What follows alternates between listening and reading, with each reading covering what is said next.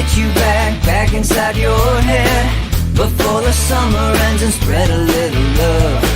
Just for a little fun, I'll make you come back to me before the rise of every sun. Baby, it's meant to be, I know you got a man, but he don't understand. You're gonna be a heartbreaker, you're such a love taker. So just suck me in and you can toss me like a cigarette, 'cause I just wanna be a bad habit, yeah.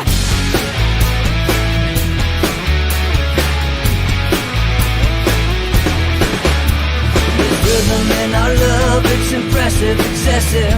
You can't make this stuff up. My chest beats, it's restless, wakes the neighbors up above. Yeah, baby, come and show me love. Baby, come and show me love, because you're gonna be a heartbreaker, you're such a love taker. So just suck me in and you can toss me like a cigarette, 'cause I just wanna be a bad habit, yeah. Good.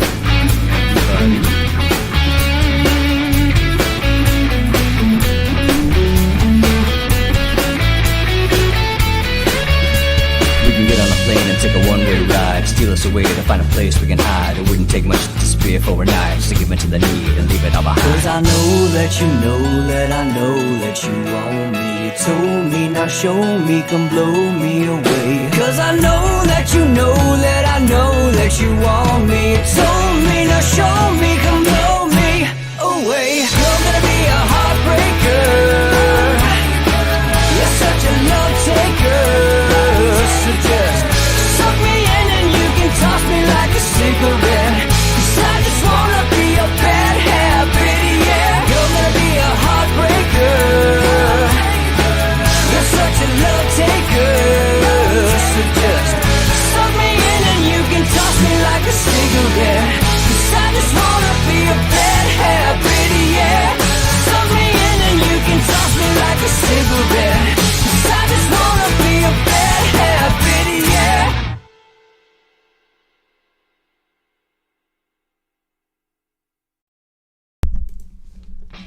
And good morning, welcome to Inside the Numbers with the People's Pundit. I'm your host, Rich Barris, the People's Pundit. It is Friday, Freewheeling Friday, so today is the day we're going to be throwing in some more interviews as you guys requested. We got a great show today. We got Matt Braynard, the Executive Director of Look Ahead America. He's going to rejoin us and tell us what he's got going on at Look Ahead America, which they have a lot going on, all right? So we'll talk about, he's got events coming up. There's lawsuits that are very important. He started grading, but I want to talk about grading some states on election integrity, all very important work, all right? And then, of course, we'll have my good friend Don Smith on later. He'll join us for the Q&A, too, and we'll answer some of your questions. But for today, all right, before we bring on any guests, Wisconsin. I love after elections.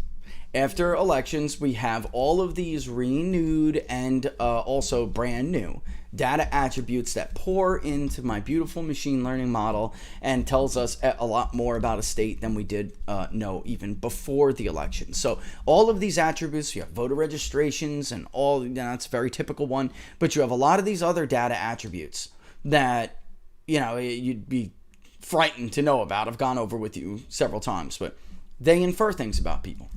Well, from these data attributes, we can infer things about people. And in states where there are no parties to register, all right, we rely on this pretty heavily. And it's pretty darn accurate. All right, so I would say 2016, even maybe a little bit before, when we started doing some of this in a state like Wisconsin, even going back to the last successful election of Scott Walker, Wisconsin was a D+ state. In 2016, it was a D+ state. All right. And what do I mean by that? D+3, D+5, D+6 in the early, later days of Obama. It was a Democratic-leaning state. Scott Walker had pulled off what was in a pretty credible feat by winning the gubernatorial race in the first place, and then surviving multiple attempts to toss him out.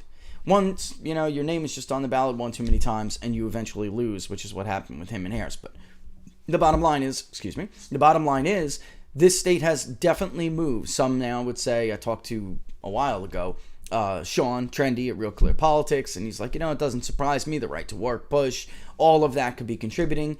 I'm sure that has something to do with it, but going into this election, Wisconsin was R+4.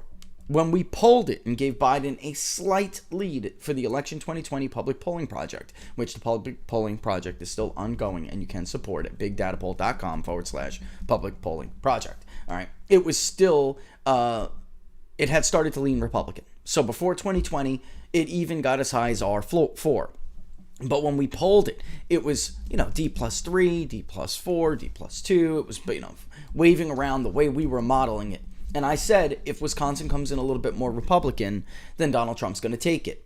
It did come in more Republican. It was a very close election. The work Matt and others have done, what we have done, I'm going to go ahead and tell you, this is going to stun you a little bit, but I'm going to give it to you with a caveat.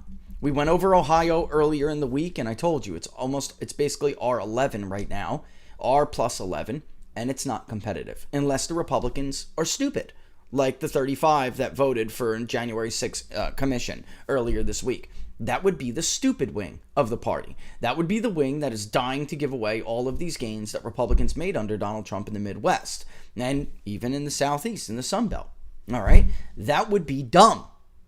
Now, there were a lot less independents in Ohio, and Republicans start out with a huge base in the state of Ohio, so they could actually lose independents, get crushed among them, and it really wouldn't matter because those independents are what's left of the independents that now don't identify as Republican. So there was no shift among independents. What happened is Republicans cannibalized the independent vote under Donald Trump, which is why they saw giant surges in states where we have registrations, okay? In Wisconsin, we don't. And we must infer what's going on by these data attributes. Everything, there's hundreds of them. Among them, which obviously gives us a big indicator of who they vote for, are donations, FEC records. So if you donated to Donald Trump, we're going to go ahead and assume you're a Republican, okay? Or we're going to infer you're a Republican. If you donated to a pro-life cause, we're going to go ahead and assume that you are a Republican voter, all right? So just take it like, but it's so much more than that. I'm just trying to give you an idea of how this happens. Now, the other day we brought up Ohio, and this is what it looked like. Let's bring up Ohio first, just for those who remember. All right, we tilted the state the other direction for Wisconsin. All right, so you're going to go ahead and see Wisconsin right now. All right, this Ohio should jump right out at you as not competitive. It's not just because of the big red pies all over the place, the dark red and light red pies that swamp the blue pie. All right, it's not the blue slice of the pie. That's not what it is. The purple would be those who are still independents and PAs, those we can't infer party loyalty with. All right. And you don't see much of that in Ohio anymore, all right? It used to be we saw huge amounts of them, 40%, but we don't see that anymore. This is Wisconsin. We see a lot more purple here, okay? But nevertheless, let me get you the exact numbers for the state of Wisconsin, all right? All right, so inferring Wisconsin. Oh, did I really go ahead and just do that? Okay, give me a second. Yeah, I really did. Let me pull up I'm going to go to Big Data Poll. It's on locals for the locals community. You can see this. All right. So, you can go and look it up and you can get age, get party. It's, education. You'll notice there are a lot of unknowns. That's very, very common. When you go to register, you don't tell us what your education level is. You don't tell us what your religious affiliation is. You don't tell us so many other things. So we simply don't know. You'll notice that there is some, wiggle room with the gender, all right? But Wisconsin is generally about 53% female and at least 46 to 48% male. When the voting public comes out, it is not uncommon for Wisconsin now to be 50-50. And even more so, in 2018, Wisconsin was actually 51 male, 49 female. All right, so men vote at higher rates in Wisconsin than we have seen in other battleground states. Inferred Democrat, all right? we can be pretty darn sure that Democrats start with party loyalty 27%. Republicans start with party loyalty at 38%. So Wisconsin is now an inference of R plus 11. That is a 7-point jump from November with these new data attributes. Even though Joe Biden barely won the state according to the official tally. Now, it is true that Wisconsin is going to go ahead with an audit that Democrats will do their damnedest to stop, because we're going to bring on Matt soon and we can recap this for you. But there are very significant problems in Wisconsin. All right. Contrary to what PolitiFact and the rest of the hacks say, there are. All right. And unknown, however, the truly unknown is actually more than Democrats, and about 200, a little less than 200,000 more than Republicans. 2,085,736. That comes to about 35.5% of the electorate in Wisconsin. All right. So this group has leaned Democrat a lot recently, and that may not stay the same. But what you can clearly see here is that, are Democrats really winning independents, or did Democrats lose a lot of their base and now these people really look more like independents? They just are still voting more in line with Democrats. So as opposed to Ohio, where Republicans can get slaughtered and still hold on because they have such a huge base that starts at 40+%. That's not the case here in Wisconsin. And if they did get creamed among independents, then it's going to be a nail biter, which is what we have been seeing, right? Contrary to the polls, ABC Langer Research, Biden plus 17, the New York Times, Biden plus 11, that none of that was reality. It's a very hard state to poll. That's why when we did it, I released it with a caveat. Biden plus 1, but. Biden plus 2, but. Right? And it's a difficult state to poll because look at this state and how it is. You see these giant, I didn't actually give you guys Wisconsin. There it is. All right. You see these giant pies down in the southern part of the state. This is aside from the Northwest, which is also, we'll go over that in a second. You see these giant pies. Obviously, the one more central, south central Wisconsin is Dane County. That is the Democratic stronghold of the state. There are obviously more votes in Milwaukee, all right? So you can see a big blue column that comes up in the southeastern part of the state. What's up, Laura? Can you please explain the chart itself? The height of the pie means more dense population. Oh, yeah. The pie slices are representative of what percentages of what? Yes, absolutely. So, look, the higher the pie is, then the more dense, right? And, well, no, I'm sorry. The skinnier the pie is, the more dense it is. The higher it is, the more the population. Okay? Yes. All right. So basically what it tells you is, look at, for instance, look at Milwaukee, which is in the southeastern part of the state. The slices, the colors. The colors. Well, because there's no, in Ohio, we had 2 different colors for each party because one was known, one was inferred. Wisconsin is all inferred.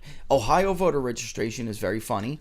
All right, so the Ohio voter registration is very funny. It has certain rules where the time can go by and then you can be known as a Republican but tossed out into the independent column. So we inferred you to bring you back in.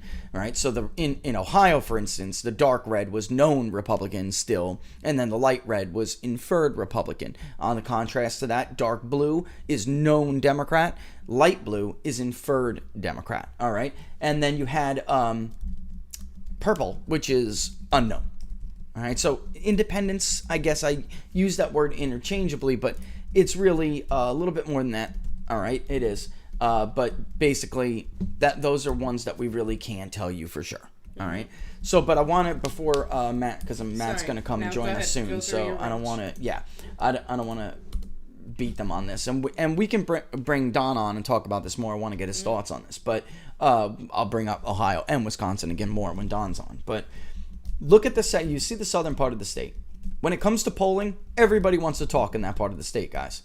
So you'll get a bunch of responses from Milwaukee and the suburbs around Milwaukee. You'll get Kenosha. You'll get Racine, right? You'll get all of that, all right? You'll get Waukesha, right? Generally as a county, but those liberal groups are still more likely to participate in the polls, so it will skew the numbers in Republican strongholds. All right. That's why Wisconsin, I kept telling you if you guys have been with us for a while, I said, yeah, we've been in the field for 3 or 4 days. We don't have it yet. Give us a little bit longer.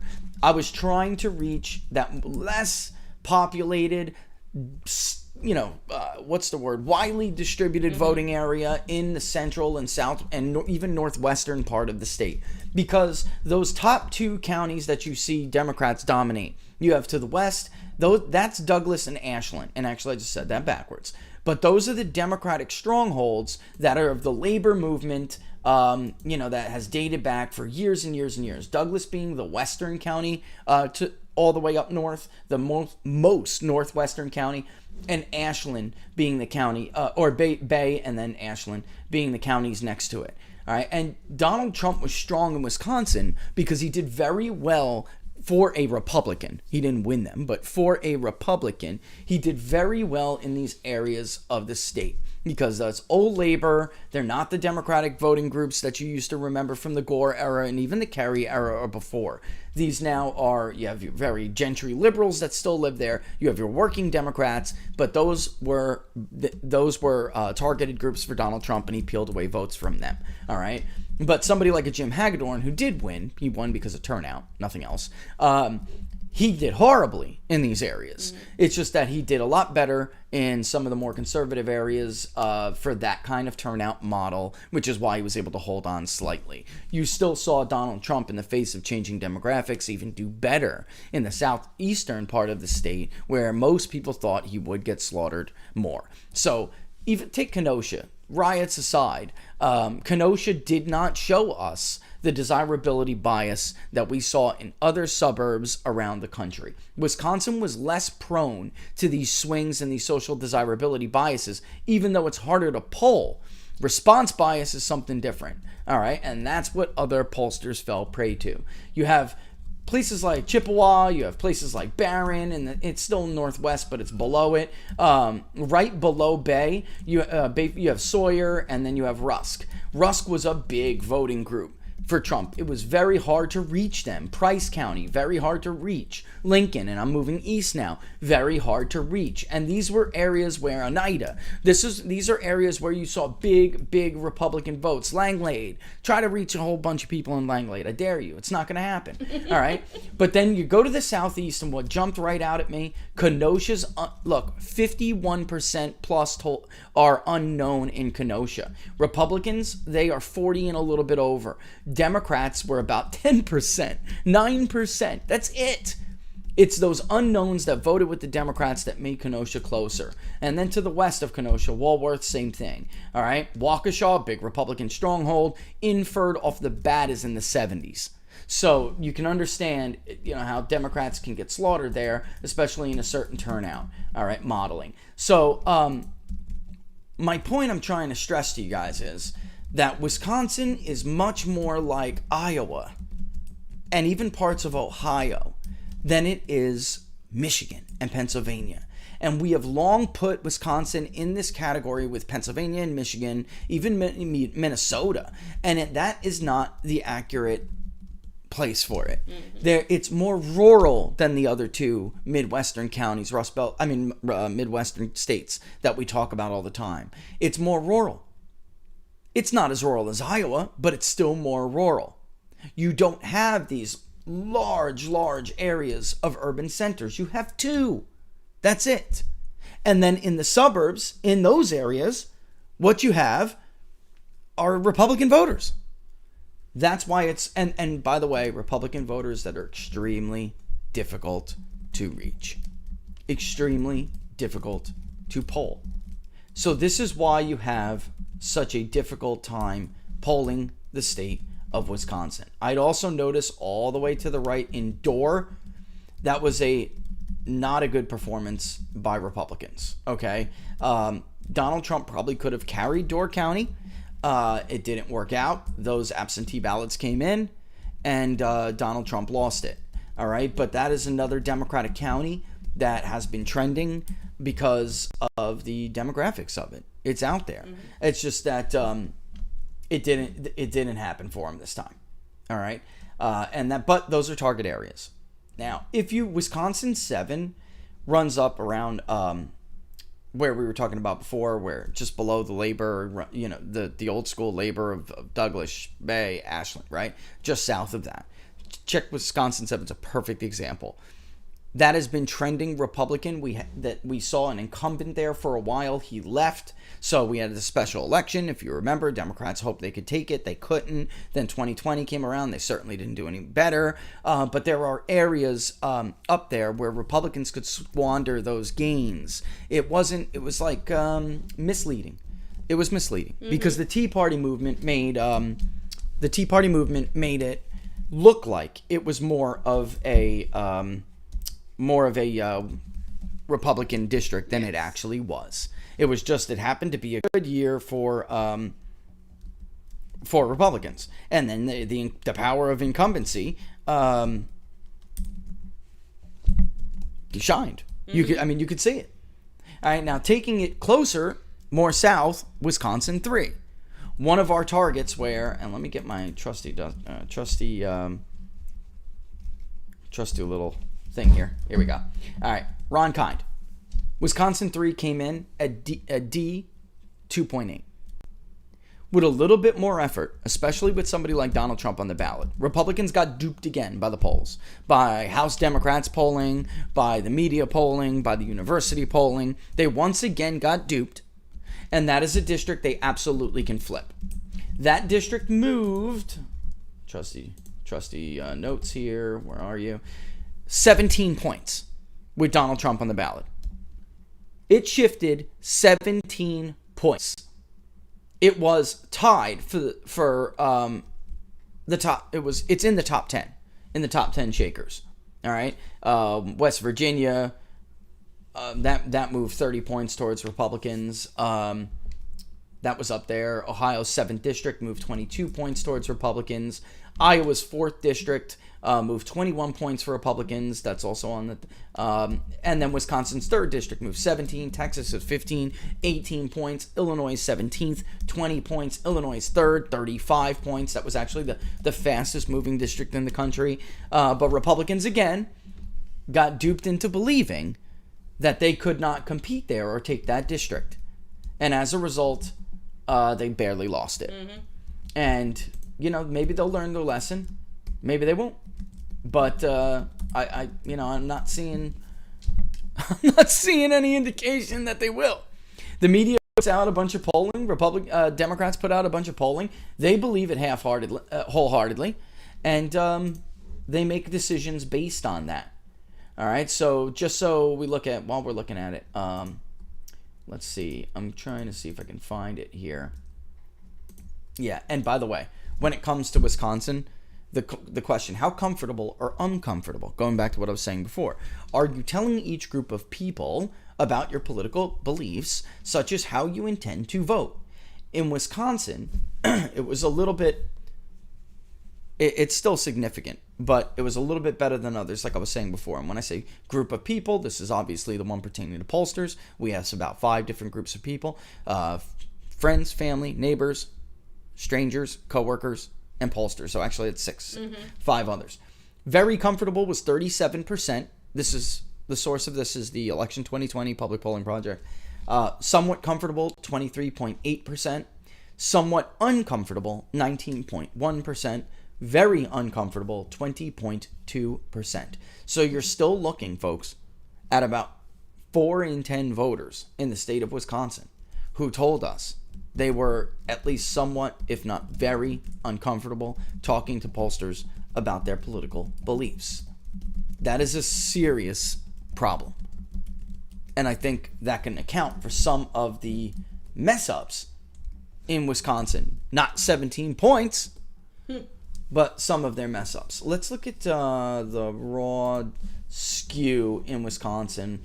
Let me just tell them this. I'm curious. It may take me a second to funnel through Wisconsin, because what we were doing was polling all of these battleground states, and basically in order to get the results, I query out what state they come from.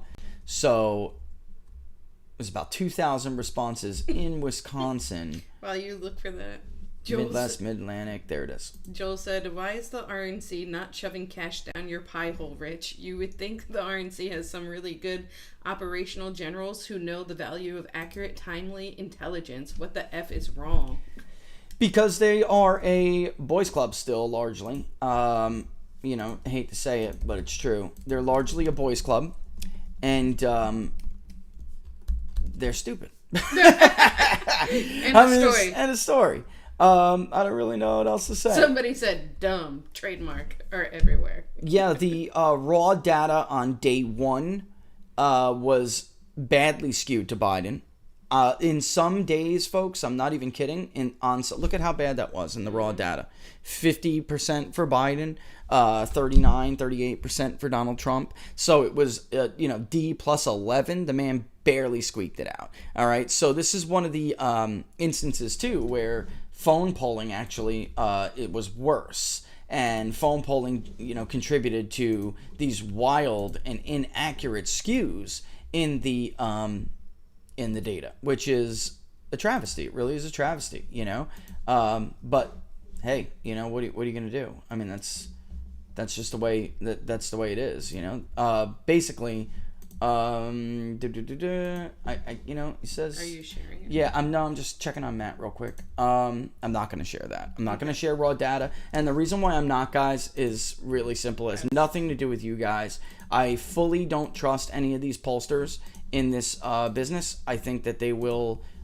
Here, let me reconnect and see if he's there. I think that basically these people would take raw data and they would pretend that they... that it's theirs. That's what I'm saying. So what I'm saying is, it's not you. If maybe on locals I could do it, and because locals is our community, and no one's gonna leak. Yeah, who is someone gonna pay for our locals community to take my exported data, raw data? Maybe, I don't know. I mean, honestly, might pay for it. That's why I was dying to give you guys just like an exported. Do you remember in 2016 what the LA Times poll did? They would give the Excel file. I thought that was dumb, for the simple reason that people would take it and pretend like it's their polling. Just like reweight it and pretend it was their polling. Look, I put nothing past anyone. I don't think it's beneath certain people to do that. I just don't. It took me a while to get him there. Yeah, I mean, Rich 4 or 5 years ago would have been dumb too and did it. Even though I thought it was dumb at the time, I still would have done. Too trustworthy, too trusting, just too trusting. But I would have loved for you guys to take it and play with it, but I just don't. And by the way, areas like in Wisconsin, the reason why that raw was so bad that first day is because who did we hit that first day, right? Go back to the map. If you guys are locals people, you can go and look at it anytime you want. That photo that we put up on the graph that we put up on locals, where do you think those responses came from? At least the Marquette University poll, which is not the gold standard Marquette Law poll. It is not the gold standard in Wisconsin anymore. It hasn't been the gold standard since like 2014, okay? It's just not. It was wrong in 2016. It was... not bad, but not great in 2018, and it was not good in 2020. And worse, the difference between us and everybody else is we are not seeing in these early polls that favor Democrats so heavily. We don't see that. So I don't know where all of this race to the margin of error comes from at the end when we get closer to the election. Does it move and tighten? Yes. Oh, yes, it does. But it doesn't do that much. We don't see, +8s to +2s. We don't see that. We see maybe +4s to +1s. You know what I mean? +3s to +1s.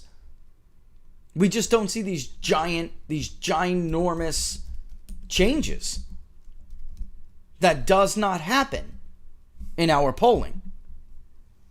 I don't know where it comes from. Perfect example yesterday, YouGov. Do you think if we had a rematch of Donald Trump versus Joe Biden right now, YouGov would put out a Biden +14 before the election? Nah. It'd be Biden +6, Biden +4, something like that. We saw it again. By the way, that poll was all adults. It's garbage. They're not a voter file. They're a consumer poll. And unless you have some serious qualifying going on, some serious screening going on, you don't have any idea whether that voter is a real voter or not. Or whether or not that's who you think you're talking to. Or whether or not that voter is just taking the survey so they could get a gift card to Kohl's. And has no intention of voting at all. Those are not good methodologies, which is why they're so bad every election. All right, but in any event, that doesn't happen. That phenomena doesn't happen with us. It just doesn't. It does tighten, but it doesn't happen. Marquette, at least, now not the gold standard. Remember, now not the gold standard. By the way, if you believe the actual result, we were the one. Matt. Oh, hold on one second. This is important. Let me give people. We were the closest in 2020. Again, just so everybody knows, we were the closest. Matt is running a little bit late. All right. Look, this happens to me all the time. Yeah, no. He's on with a client, and he needs to speak to his client. Look, people have to do what they got to do, but he'll be on. He's coming. All right. Can you just make him know that? Just text and make sure. Yeah. Here. See the response? Just tell him I got his email, and no problem. I completely understand. See you in a bit. All right. So yeah. Basically, Marquette released their results with a caveat saying, look, here's our working class margin, but here's where we got the working class. And they actually did tried to do what we were doing with you, which was giving you a geographical representation of where were these people that participated in the poll, right? And then every day I would update you and I'd say, here's the map of everybody we talked to. Notice the pockets of the state we are missing. Notice where we did reach this area, who did we speak to? Mm-hmm. Right? So, and I go back and I use this example all the time in Pennsylvania of Nate Cohen, but it's true. Nate, you talk to the librarian in Greene County. Greene County is not going to go for Joe Biden. You did something wrong, clearly. Right? So, that is what it really takes in this day and age. The downside is, well, the upside is we can do it without being as expensive as phone polling, live caller phone polling. The downside is because we do need to oversample so much, it's going to be more expensive than anyone else you probably go to and ask for an online poll. I mean, it's just going, that's the nature of it. All right. And every day I would show you this filled in, this area filled in. When Marquette released their polling and they said, look, here's where we got these responses, I think it's worth noting. At least they did that. At least they were honest enough to do that. They didn't report it like that. The media didn't report it. They said, no, the gold standard Marquette poll is Biden up by 6 in Wisconsin. The gold standard Marquette poll is Biden up by blah, blah, blah in Wisconsin. But if you talk to the Marquette pollster, they would say, we didn't get a whole lot in Polk. We didn't get a whole lot in Rusk. As a matter of fact, the only thing we got in the Northwest was Douglas and Ashland and Bayfield. That's it. Right? So anything south of that in the Northwest was extremely difficult to reach. All right? So when you reach working class people in more metro areas, they may be voting for Trump or a Trump-like candidate, but not at the rates that you'll see in some of those other counties I was just noting. Mm-hmm. And that's what's going to screw you up. So that's how you'll get rural Wisconsin, Trump 55, Biden 45. No, it's not. That's who you reached. Very difficult state to poll. Very difficult. And that's why in 2016, I didn't even believe it. When Wisconsin went to Trump +1 in our polling, it had been Hillary as high as +6 with this giant group of undecideds that were clearly Trump voters. So we knew it was going to be closer. And when we allocated them, it always came to like Hillary +2, And then when those last little bit of undecideds moved, and actually Hillary lost a few voters who said they were soft Clinton voters. She lost some of them at the end who said, F it. I'm going to vote for Donald Trump. she did lose some of that in Wisconsin at the end. And by the way, Dorr, small county, but still nonetheless important. That was a place we saw that happen, where people who were Democrat forever said, I'm going to give Trump a chance. So, and then there were suburban Republicans who were like flirting with not voting. And then they said, no, I'm going to vote. I'm going to vote for Trump. And it went to Trump +1. But I didn't believe it. I said, it's Trump +1 now, but I don't believe it. And I remember Larry Schweikert, before the election, he was like, you guys, he's going to take it. I was like, Larry, it's a 1-point lead. It's a very small lead. I don't really trust it. And he's like, you don't know what you're talking about. He's going to win Wisconsin. I'm like, okay, Larry, And I'll be damned, Larry was actually right. He was more confident than I was, and I was the one who did the damn poll. But he just felt like, it was definitely going to win that state. And I'm like looking at the history of it, and I'm thinking, even during the shellacking in 1988 that Michael Dukakis took against George W. Bush, that state still voted for Michael Dukakis. That state still voted, even though the Bush people thought they could win that state in 2004. Very close. They came within a few thousand votes. But nevertheless, it still voted for John Kerry. By the way, John Kerry almost lost Pennsylvania to George W. Bush. Very, very close. And that's the thing about this election that's also extremely, extremely weird. Typically, Barnes is absolutely right. Until 2020, these states largely move with each other. Ohio can be the one that goes Republican while others don't. Mm-hmm. But we're only talking about 2-point differences, upwards of 4. When Obama won it by 6, he still only won Ohio by 2.5, roughly.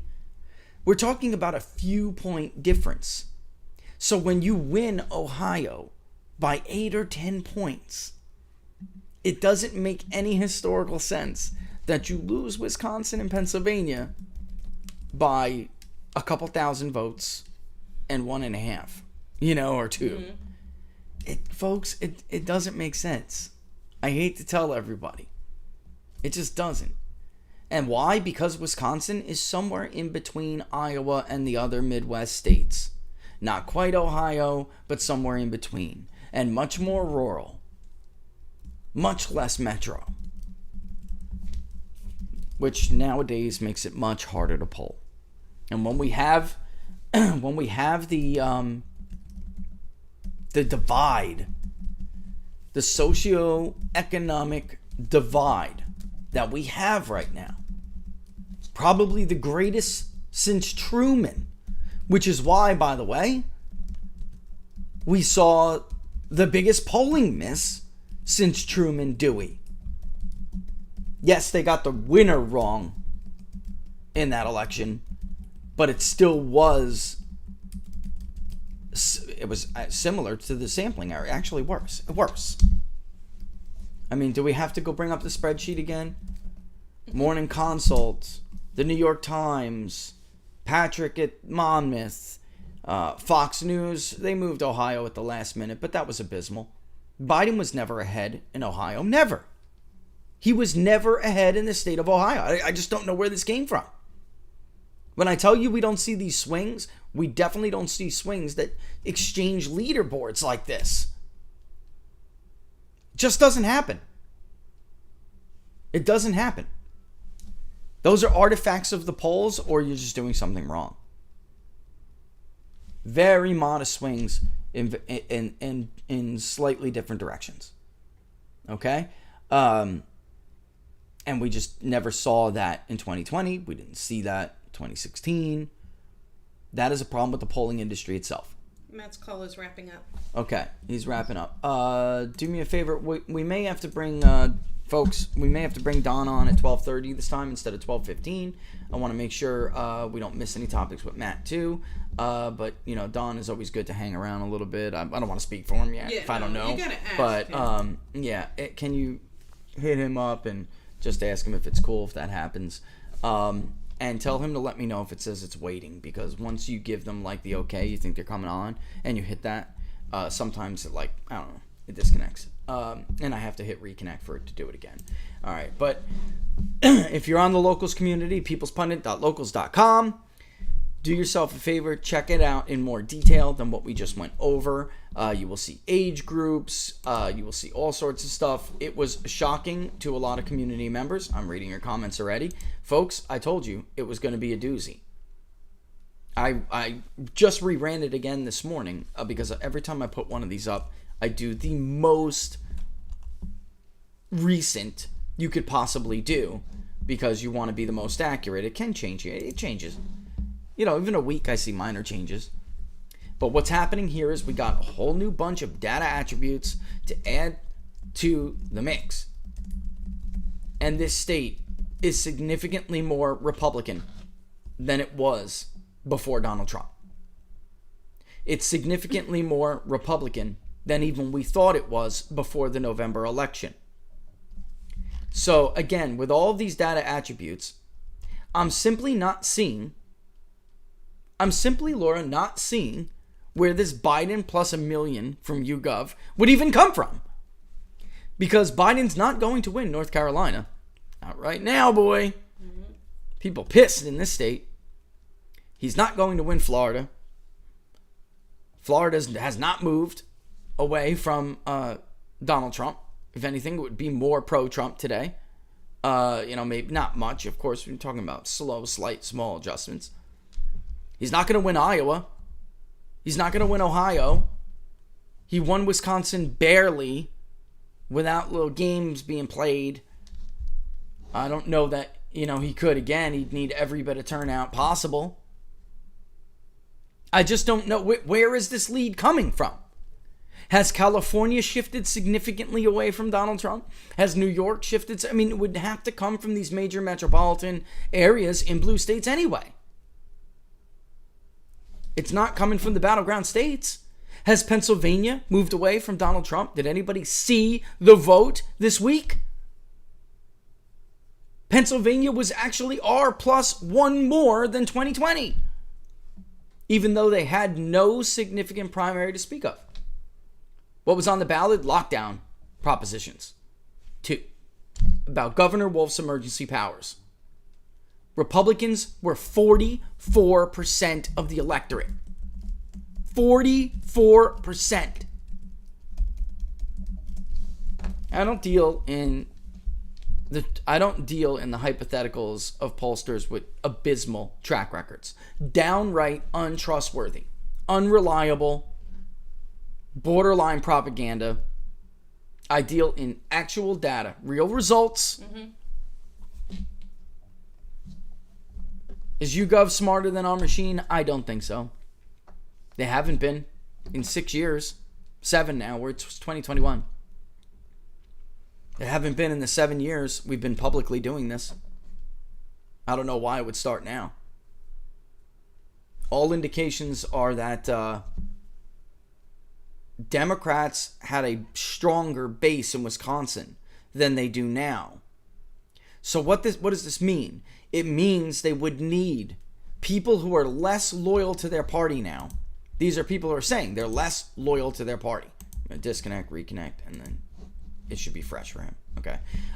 They're less loyal to their party. So they need to not only get their base out, they need to ensure that they get their leaning independents out. These are people that are always more difficult to get to vote. You have a turnout deficiency in that. What was that percentage again, Laura? It was it's a much bigger percentage than. Sorry, I'm too busy. Oh yeah, no, that's cool. That's cool. That's all right. That's all right. I don't want to make you do a million things at once. 35.5%. If your group in that 35%, and in Ohio it was in the 20s. If your percentage of that 35% doesn't come out in mass or even disproportionate, you're going to lose that state. You're going to lose it. The one good thing they have going for them, Democrats in Wisconsin, because of course the other side of this equation is base loyalty, right? How much might you lose in crossover or anything like that? The bottom line is there are some Republicans in some metro areas in Wisconsin who I think you wouldn't consider a Republican. All right. So, or like you anyway, not like the average viewer of this show would consider themselves a Republican. All right. Yeah. So, just keep that in mind. But if a Republican holds their base, then that's it. It's a wrap. All right. It's a wrap. All right. So with that, let me just do a quick test with Matt. Hey, Matt, can you hear me? I can hear you loud and clear. All right, you can hear us loud and clear. All right, excellent. Let me just get the, well, first of all, let me bring on Matt. Yeah.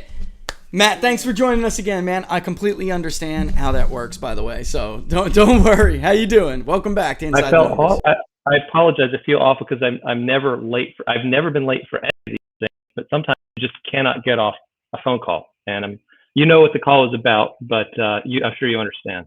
I do 100%, and yeah, it's the way it goes sometimes. But you know what? I'm glad you could join us though, because I'm watching what you were doing. I'm watching what Look Ahead America is doing, and I want to talk about it. So I think this is funny. Somebody was like, "Why don't you put up a map? You love your little maps, and grade based on election integrity." And I want to tell people that Matt does grade states on election integrity. So you came out. This is the kind of person I love this. Kansas and Texas. And can you do us a favor before we get into what you're doing on Saturday and the lawsuits? Can you tell us a little bit about what goes into those grades? So Texas got a B, Kansas got, I believe, a D. So what can you tell us what goes into that a little bit?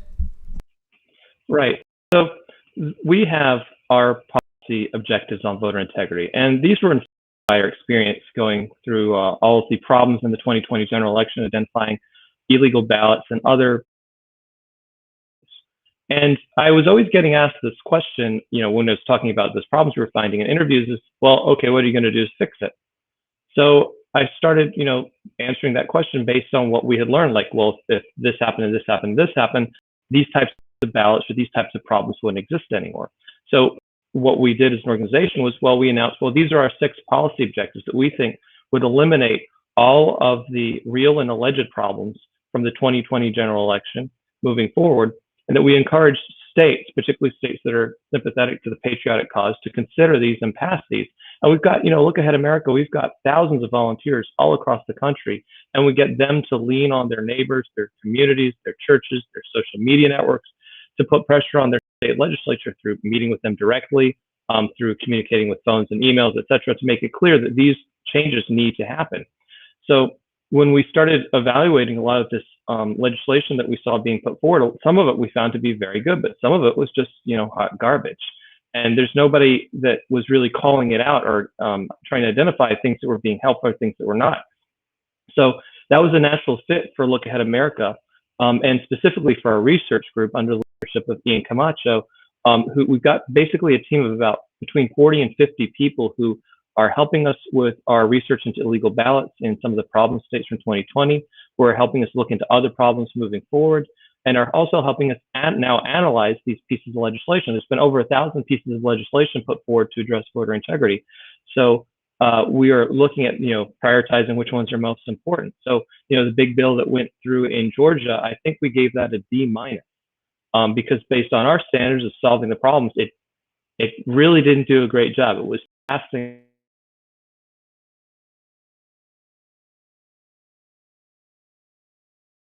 May have lost him for a second. He may have glitched. It may have glitched. That's why I hate hotels. Yeah, it happens. Give him a second. It looks like it's in a glitch phase. But while he is coming back, and just hit him up and let him know, because he probably doesn't know. Yeah, basically, Georgia is what he was saying. They gave him a D- because it didn't address the problems. And we talked about this, I don't know how much, a lot, right? Mm-hmm. So Georgia was, the Jim Crow 2.0 domain name was just absolutely crazy, folks. I mean, crazy. The idea that this would be like Jim Crow, that's outrageous, beyond outrageous. So it didn't address the signature verification issues for most. It expanded early voting expansion is one thing. Expanding drop boxes where you have problems with chain of custody, that's the issue. And I mean, they really did not do that well at all. I got you back, Matt. Okay. I think so, right? You there? Or did I not? No, I lost him again. All right. Well, Laura will do her best to get him back on, but I'll have to probably and re. All right. So let me try it again. But yeah, I would have loved for him to explain it a little bit more, but yeah. There he is. I got you, Matt. I got you. All right. So Not going right now, but I'm very sorry. It's just, Oh, stop it. it's all right. It's all right. It happens. We lost you at Georgia. yeah. So Georgia, they got, we gave them a D minus. Because it was supposed to be sort of the solve everything piece of legislation, and it didn't accomplish hardly anything. So we're looking at pieces of legislation that are sort of, these all-encompassing omnibus voter integrity bills, as well as narrow ones that are meant to fix specific problems. So in the case of Texas, it's a very narrow bill that we looked at that addresses one of our key issues, which is fingerprints on absentee ballots as sort of a form of verification. And we gave it a very high grade. In the case of Kansas, it was sort of one of those omnibus bills, but it did hardly anything to solve real problems. So I think it got like a D. So it barely did anything good. Didn't cause any harm per se, but could have been a lot better. Yeah, and just in case something happens and we lose you, I want you to tell people, because you're doing things on the ground here. You're moving. You're making moves, and a lot of people are doing a lot of talking, right? So there's the two that I want to hit. The lawsuit in Stark. Why is that? What are they doing with and it's not just, I don't mean to get into a Dominion conversation, but there are rules and laws and they're not abiding by them. So explain what is going on in that county, why they can't just unilaterally make this decision. Sure. So we got involved in Stark County all the way back in January when we learned that they were about to spend millions of dollars on voting equipment that did not meet the standard of being open source. And we started getting our people in Ohio and in that county to raise their voices to the county commissioners as well as the Board of Elections. And the county commissioners said, look, we're going to hit the pause button on this purchase of black box voting equipment. It's not open source. It raises a lot of questions. And then the county Board of Elections, who is run by the county party,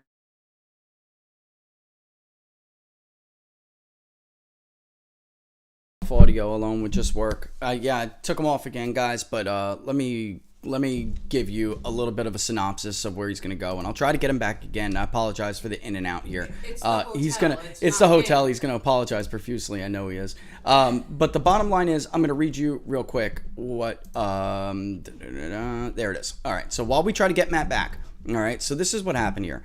They sued Stark County Board of Elections for violating what's called the Open Meetings Act.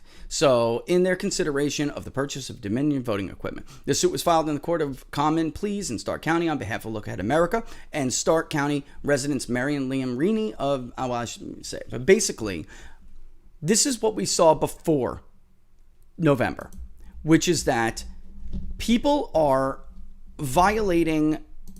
It's not just we talk about the legislature as the right to run the elections. There are procedures and rules that you have to go through in order to make changes like this, and they just deciding unilaterally to do so. You cannot do that.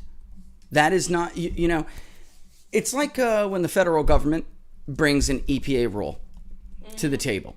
All right, what do we have? We have a time for comment, right? And has to go through that process. Ohio is just deciding, or this county is just deciding to not do that. And we talked about open source the last time was Matt was on. Very important, really very important. But it's really more than this. Why are different counties? I have been arguing for years that states have to standardize. The statewide elections should be conducted with the same equipment, with the same rules and procedures across the board. When you have all of these different, rules and procedures that you have county by county, it makes it's a quagmire in the making. And we just can't have that. I would point to Florida, where they were consistently doing things differently than the rest of the state. Consistently. In Broward County, in Palm Beach, in, some lesser extent Miami-Dade. All right, they were never really a repeat offender, a major problem. Since the hanging chads, they were doing everything in their damnedest to not become part of the embarrassing conversation again, right? So I wouldn't really put them in the same category. But look, you get everybody on the same page, and look what happens. The election runs incredibly smooth. Don't you find it a little bit funny, folks? I mean, you have these counties that do things differently, and yeah, we got. Hold on, let me bring you back on and put you in the thing. Yeah, third time's a charm. All right. Well, while we have the audio up, just keep from where you left off. So basically, I was trying to give people a little bit of background about the, it's kind of like a commenting process. But go ahead, go back to where you think you left off. Sure. Okay. Thanks for your patience again. No problem, Matt. No problem. The thing is that the county elected leaders of the county said, "Look, we want to press the pause button and look at alternatives." The county board of elections, though, gave them the middle finger, said that we're going to proceed with this purchase and we're going to sue you. They're suing the county to allow this purchase to go through. Well, it turns out when the county board of elections was deciding to move forward with this contract, they broke the law. You're not allowed to go into private, exclusive executive session, hiding from your public, hiding from scrutiny of the people who you represent in that county to make decisions. And they did that, and they violated Ohio's open meeting laws. So we brought a lawsuit. Us and one of our volunteers in the county stepped forward and said, "Look, we're not going to let you guys get away with this." And just keep in mind, they were so afraid of what the public thought of. They were so afraid that the public would find out what they were doing, that they went to executive session, breaking the law to make a decision in secret about voting equipment. And, if you've ever been given to conspiracy theories and you see this happen, well, that's just a match in a vat of gasoline. And I think it's a really big problem. And our lawsuit seeks to undo their decision to award the contract to a black box voting equipment vendor. And, ultimately in the long run, we're going to encourage them to select another vendor or select a vendor that makes available an open source option, because that's the long-term play for us here. We're not just going into counties in Ohio causing problems for the heck of it. This is really about a long-term plan to change the way elections are conducted in this country, to increase transparency, accountability, to lower costs, and to create more home state jobs. Because once you sign a deal with one of these equipment vendors, you're not allowed to reverse engineer it. You're not allowed to take a screwdriver and open up and fix those machines yourself. If you change the way you do elections, if you move to an instant runoff system, that is a massive change that needs to happen to the software. And that can only be done by the vendor that sold it to you. Why? Because it's closed source black box equipment. You can't see the code. You can't reverse engineer it. You can't do anything with it. You're locked in with them. And what do you think that does to the cost of it? Whereas if it was open source, you could have a local business or a state business who's certified to work on that type of equipment, make those changes, make those updates for you. It could, software bugs could be fixed by the open source community. And that's really the reason I think some of these companies are fighting it, is this is a long-term cash flow for them that we are going after. They're putting their cash flow over the well-being of our country's democracy. And that's understandable for a corporation. They're all about money. You can't argue. That's for many of them, that's their agenda. That's what they're created to do, is to generate profit. But that's not the responsibility of our elected officials. Their job is not to hand these contracts over to companies that put the people at a disadvantage financially and in terms of having confidence in how their elections are done. So any elected official who's in favor of continuing this country's bad habit of using black box voting equipment isn't fit to do their job. And we're the ones that are shining the light on this issue and making the people aware. Yeah, that's anyone who works in web development. Think the GPU and WordPress and all the plugins and stuff like that. What does it do to the cost? It's free. They're free. I mean, it's an open source. It's a directory. As opposed to whether or not you go to these private corporations, they charge the state oodles and oodles. And if something's wrong with it, it needs to be updated. It's always going to need to be updated, Matt. It always is going to be needed to be maintained. They're going to charge the state a fortune. So yeah, you're right. right. It's the job of the corporation to make money, but that's not what is supposed to be in the interest of the elected, of those who represent us in the public, right? So, and then the other thing, because I don't know where you are on time here, but the other thing is on Saturday. I just left Gainesville. What was 40 minutes away? Come on. Just in, I guess scheduling works that way sometimes, but I would have loved to see it. I would love to be there. But what are you doing on Saturday? I want you to tell people, because it's important, number one, but number two, we get so many emails asking us, about what people could do, and this is a perfect example. Sure. Well, and it's kind of an example, and it's also kind of an anti-example, is that, there are a lot of events that go around, are organized around the country. They're sort of, I think, in some ways modeled on President Trump's own rallies, where he would have these big events around the country. People come out and be very excited about them. And as well as you, are occasionally invited to such events. I'm being invited to such an event in Florida. It's the Conservative Watch USA of Marion County.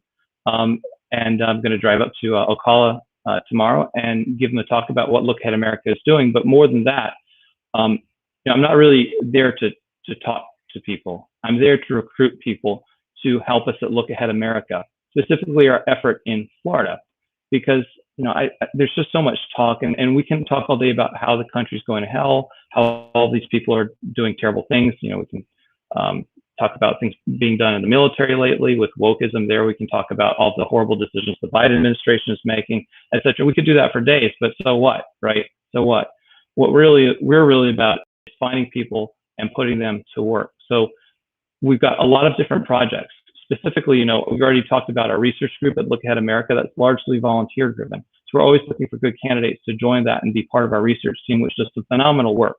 We're going to be releasing some research we've done. We're going to release it today on how HR 1, the infamous election reform being pushed by the hard left in Congress, is stalled there, but how it's being broken into little pieces, and they're trying to pass it through state legislatures stealthily, so nobody notices. Our research group has discovered that, and discovered about 1,000 different cases of that happening all over the country, and we're going to highlight that. But we're also on the ground doing other things that matter. So in the state of Florida, we were recently awarded our third-party voter registration number, which means we are now able to go out and register new patriotic Americans, blue-collar and rural backgrounds who share our world.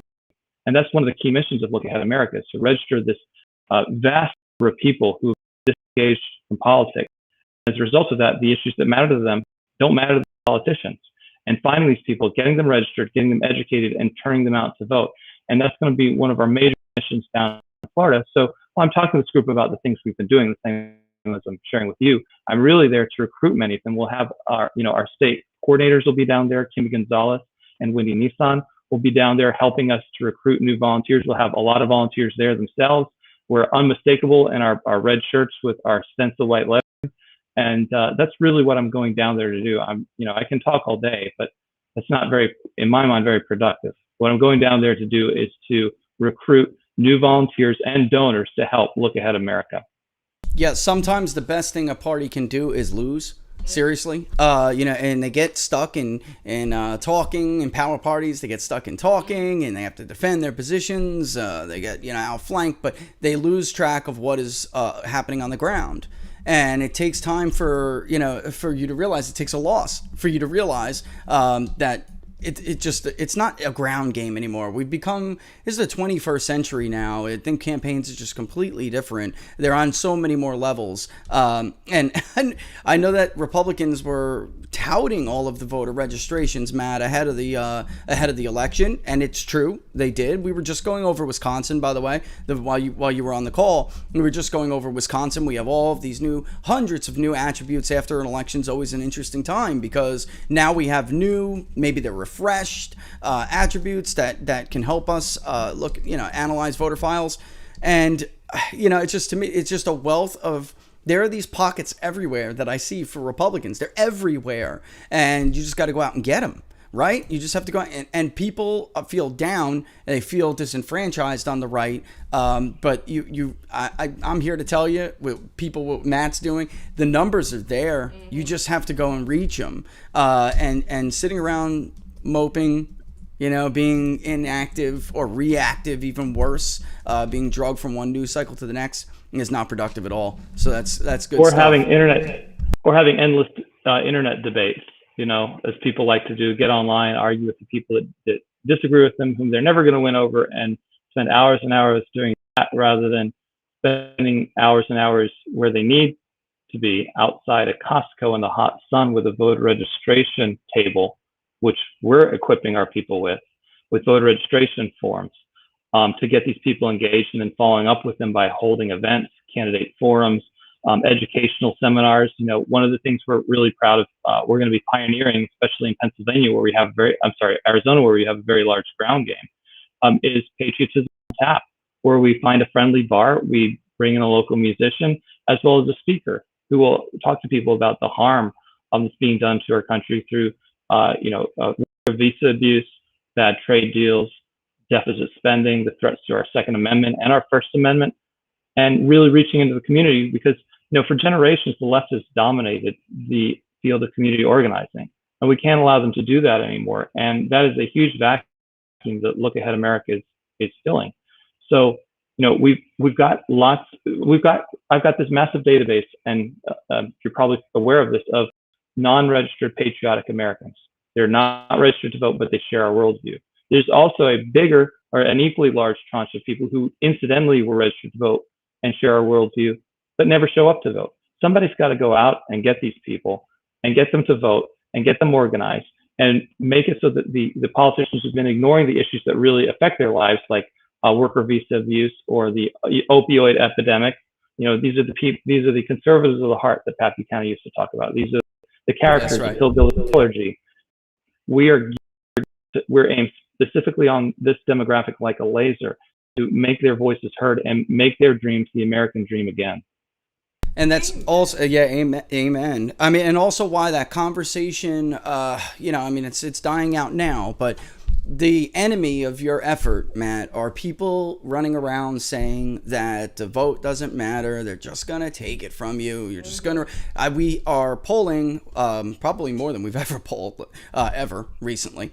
And we're hearing this from those Americans all the time. They're just disenfranchised. Mm-hmm. That's what they feel, disenfranchised, and that the conversation really has to pivot, right? At some point, it's got to pivot from, well, what happened? How did this? But it's fine to learn from the past. It is, but you don't want the danger of this becoming part of their permanent psyche. And the only right. No, go ahead. Go ahead. Yeah, I was going to say that I run into that a lot too. And one of my big talking points is that, look, nobody I think is a better party than me on illegal ballots that were cast in 2020. I think I can demonstrate beyond a reasonable doubt that the number of illegal ballots surpassed the margin of victory. So the deserved winner is unknown, right? I can document that for you, and we can do it very convincingly. But what I also say a lot is that what had a 100 to 1,000 times bigger impact than those illegal ballots was the left's ability to register, educate, and turn out to vote their base in urban centers and increasingly in certain suburbs. So that had a much bigger impact than the illegal ballots, at least the ones that we could discern. However, you can't kind of ignore that mindset that says, well, the vote doesn't count. And I believe that part of that's being flamed by left-wing provocateurs who are, because the thing is that voter fraud helps them in a way because it demoralizes and discourages our people from voting, and it makes it easier for them to win. So the more they can get on their puppet accounts and say, oh, it doesn't matter what you're doing, Matt or Rich, they're just going to steal it from you anyway. If I was a Democrat or a progressive and I wanted to advance my cause, I would be funding people en masse going on the internet, repeating that to reinforce it. So we can't really ignore it. And when that question comes up, I answer it directly. Look Ahead America is fighting on multiple fronts to fight for voter integrity. And I'll tell you, we're in three key ways. Number one is that in every one of these states, both looking back to 2020 and moving forward, especially Virginia this year, we're going to be sanitizing those voter lists to remove anybody from them who don't belong on them and who should not be able to vote or have a ballot cast in their name. Okay. The second way we're fighting is that we are passing legislation in state after state after state, and we're seeing it increasing. We're increasingly seeing legislation like in Texas or in Pennsylvania, where clearly the legislators who wrote it were listening to our objectives, because some of the things we're promoting or arguing for, no one else is advocating for these policy objectives. They're very unique. So when I see one show up in a state legislature, I know it came from us. I know they got it because one of our volunteers tested them from it. It came from Look Ahead America. So we're fighting on that front, and we're doing that through letting people know whether legislation is good or bad. The legislation in Georgia, they need to do it again. Kansas, not good enough. So we're identifying that, as well as we've trained over 3,000 people in the last several months on how to lobby their state legislatures. Because the truth is that a majority of the state legislatures are fairly friendly. Yeah, we were so close. We were so close. What he was going to say, though, which I would agree, is that and I was giving him a second to click back in, but it is what it is. We're going to have to take a break anyway soon because it's 12:10. But what he was going to say is the majority of the state legislatures are friendly to the cause that he is advocating for. That's what he was going to say. And that's true. Because, look, even we've gotten calls from oh, there he is again. We did get him back. Good. At least you get to say, at least you get to wrap it up. I think what you were going to say, Matt, is that the majority of the legislatures that you speak with, members, are fun. They are open and friendly to your cause, right? They are. And the third way that, when those folks say it doesn't matter anymore, is that as the election approaches in 2022 and the ones that happen this year, Look Ahead America is going to transform into the nation's largest and most aggressive election monitoring and poll watching operation the country has ever seen. We're going to be everywhere. We're going to have our people trained because we're C3. We have access to places that a party official wouldn't ordinarily have. We'll have eyes and ears everywhere, and where we don't have eyes and ears, we'll have attorneys ready to open doors for us. So that's my answer to people that say, well, your vote doesn't matter. Look, we're cleaning the voter rolls backwards and forwards. We're pushing for reform legislation to prevent these problems, and we will deploy the nation's largest and most aggressive election monitoring system ever in the 2022, and for states that have it this year, it's the 2021 election. Yeah, because you can't just roll over. I mean, I was going to ask you that. I got one more for you. I was going to ask you that. What is your answer to those people? Which is similar. You just can't roll over. You have to do something about it. But they want you to roll over. That's what they want, you to feel demoralized and that there's nothing you can do. But there is a lot that you can do. And then the second thing, really, I think we're kind of throwing the baby out with the bathwater. And I want to go back a couple of minutes. You said it. This is what I've been trying to get across to people as well. That had other things been done anyway, I don't think what everyone wants to focus on is potential for illegal ballots and the legal ballots that can be documented. Would it be your opinion, and I'll be honest, it's mine, would it be your opinion that there are enough numbers out there, Matt, if people mobilized and did what the left did, it almost wouldn't matter? It wouldn't matter because not that it wouldn't matter, it always matters. You never want to disenfranchise anybody with an illegal vote. I don't mean it doesn't matter, but what I'm saying is mathematically, it would still be very difficult to overcome. That the left gets out disproportionately their voters, and they ID and they register, and then they get them to the polls disproportionately, and the right leaves a ton on the table. When we do these analysis, the one in Wisconsin we just did, when we're looking at this giant chunk of voters that we can't say are loyal to one party or another, the left repeatedly gets out their leaning chunk better than the right. So what do you, obviously you wouldn't be doing this if you didn't believe that that number that is not identified right now, if the right had a better operation to reach them, that it really probably wouldn't matter. You couldn't have had enough indefinitely confined to Wisconsin or whatever it may be. There are just too many votes. We're talking about too many people, Matt. It's just a lot. Right. And here's the thing is that, when I was doing some investigating on the ground of illegal ballots in Georgia, I was walking through entire neighborhoods of people that Stacey Abrams registered to vote. I was looking them in the eye and shaking their hands, asking them questions. The left has had hundreds of millions of dollars to do this for generations, from people like Tom Sawyer, George Soros, Zuckerberg. They're very well funded. I spent the last 4 years trying to raise a measly $600,000 to $700,000 for a pilot program in one state. I don't think we even got 1/10 of that.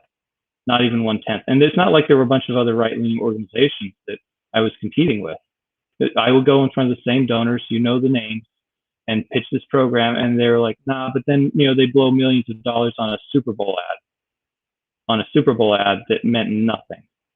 And there's a problem in our party, and there's a lot of people who have access to that kind of cash are very stupid about politics. And you said something a moment ago, and I think my wife, seeing me struggle with Look Ahead America in the previous 4 years, said that maybe it'll take Donald Trump losing for people to recognize how important that is. And you said maybe it takes a loss, and it seems to maybe be the case.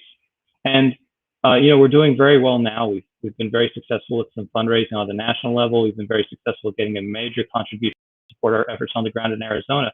We can only hope that people recognize that community organizing, voter registration is important. And it does go hand in hand with ensuring voter integrity, because this operation we're building was also helping with voter integrity by organizing people to pass legislation to solve these problems, and by engaging in election monitoring, there's no way to do that other than having boots on the ground. So that's why I encourage anybody in your audience to support Look Ahead America, either with contribution and or by volunteering. There's no excuse not to be involved. We've got people who are completely involuntarily confined, you could say. They can't really get out of their bed, can't really move anywhere, but they're part of our research group, doing really difficult work on identifying illegal ballots and voters who shouldn't be able to vote. But more than anything, we need folks who are going to go out there in the hot sun and help us register voters, or can write those big checks so we can pay professional staff to lead and organize them. This is not going to be easy, and I don't want to mislead anybody. It's going to be incredibly difficult, but I think things will turn our way if we all just work together. And it has to be a sustained effort. It's something the right has to understand. Those donors have to understand. It has to be a sustained effort. It's not something you can do. We got a lot of people who ran to us, and I'm sure you did too. I know you did. Ran to you after the election. Like, what do you need to help with this thing? Right? That's not how it works. All right. Things are done. You need to look forward. You need to look for the future. Get it right. You need to look ahead. You need to look ahead. There it is. That was perfect, Matt. Perfect advertising. Looks like you branded that exactly what it needed to be. Yeah. Well, look, where can... One of our guests, go ahead. Matt, you got a guess? Horry County says South Carolina needs you. Horry County, That's South funny. Carolina. I was just down there. I grew up there, and I was just visiting my family. And I agree that, we actually have a pretty good set of volunteers down there in South Carolina. So please sign up and join them, and we'll put you to work. There you go. There you go, That's listeners. to your ears. And that's also another Ori. And then we had someone on to talk about Virginia 7 and places of Virginia. It's just there are these areas where Republicans did for years what Matt is talking about. They don't want to go in their pockets. They don't want to go on the ground. And over time, these places have changed. They were once deep Republican strongholds, and they relied on the goodwill of the Republican voter. I mean, that's not how politics works. Time changes. Coalitions change, and you have to you have to keep up with that. Well, Matt, why don't you give people information where they can not only find you, follow you, but also where they can, sign up, where they can get involved? Well, the website is lookaheadamerica.org. You can donate, can sign up to volunteer. We'll get you integrated there. We also have a very active community on Discord at discord.gg/lookaheadamerica.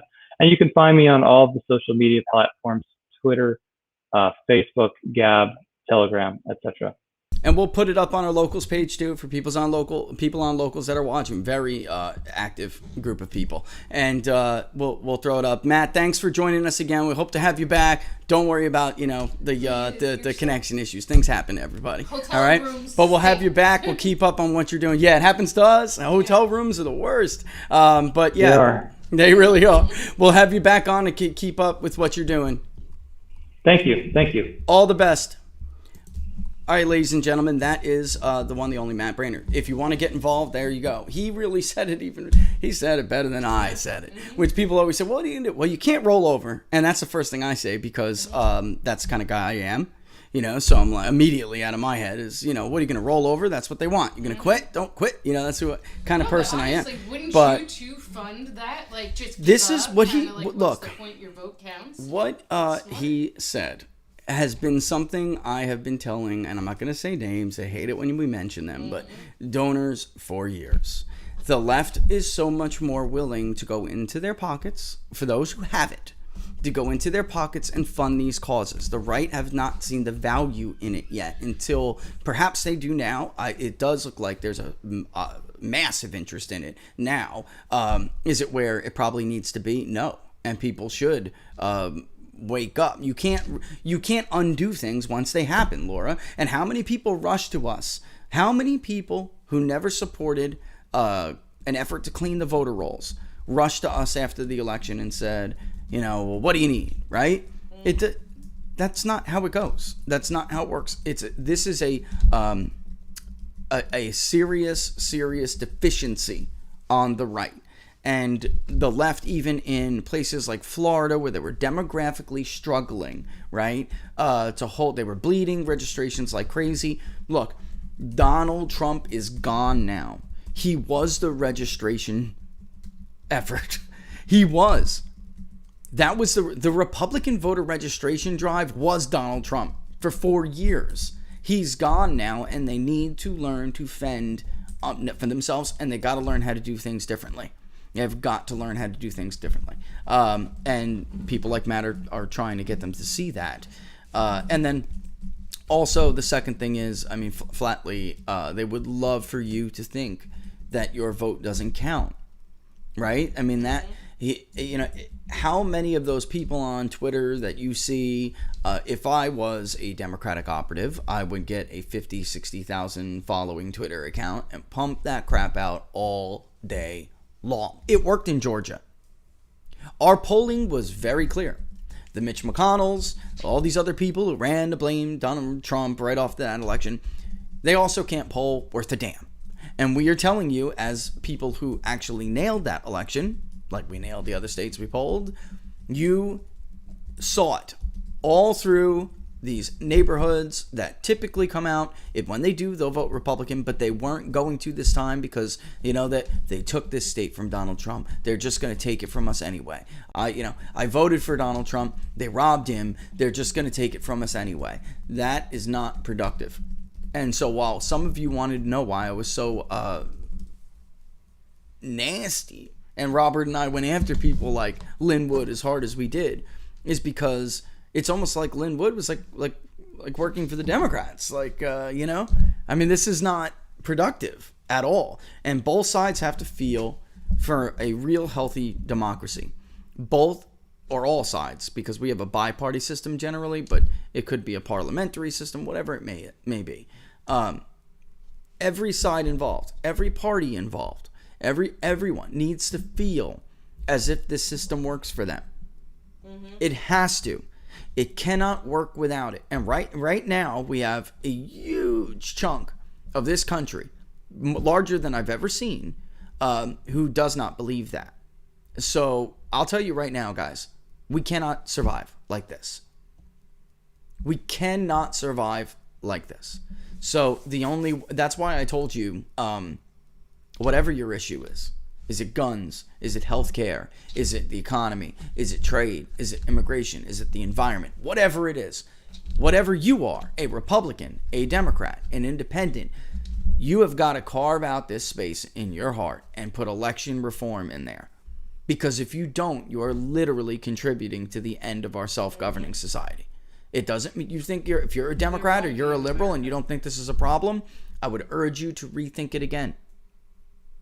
If you think I want to support these positions that make the system less sound and actually weaken the integrity of our voting system, why? Because you think it'll give you a W? I would urge you to look at the bigger picture. Those voters that were at 52% with Rasmussen, who think it's either somewhat likely or very likely it was stolen, right? Mm-hmm. Which is amazing to me, because Georgia turned out to be just like the nation with some of these questions that we asked. Those people aren't going away. The media has tried for months, since November, to convince the country that nothing untoward happened here and that this was the most safe election and secure election. People don't believe that. They don't believe it. And I think, like we did in Florida all those years ago, there's no reason why we can't do that again. But it's going to take some effort. It's going to take some mobilization. And It's not going to happen just because somebody like me has a podcast telling people it needs to happen. It's just not, it doesn't work that way. No, you have to be in people's lives. You have to be in people's lives. You know what he said, what he was talking about, where Democrats dominate community organizing. I remember, and every time somebody says something like that, I flash back to 2012 watching Mitt Romney and his little Orca effort, right, versus what Obama was doing. Literally barbecues in this neighborhood, right? A very working class neighborhood, by the way, where Republicans are going around, and the extent of who they were contacting was simply like just get in their face and try to get face to face, not in their face to face, so they could like basically mark them later for the project, while Obama was knocking on doors and going, "You want to have some burgers? Yeah. You want to have some burgers? You want a beer? You want to come over to our community organizing barbecue and hang out, bring the kids?" It was brilliant.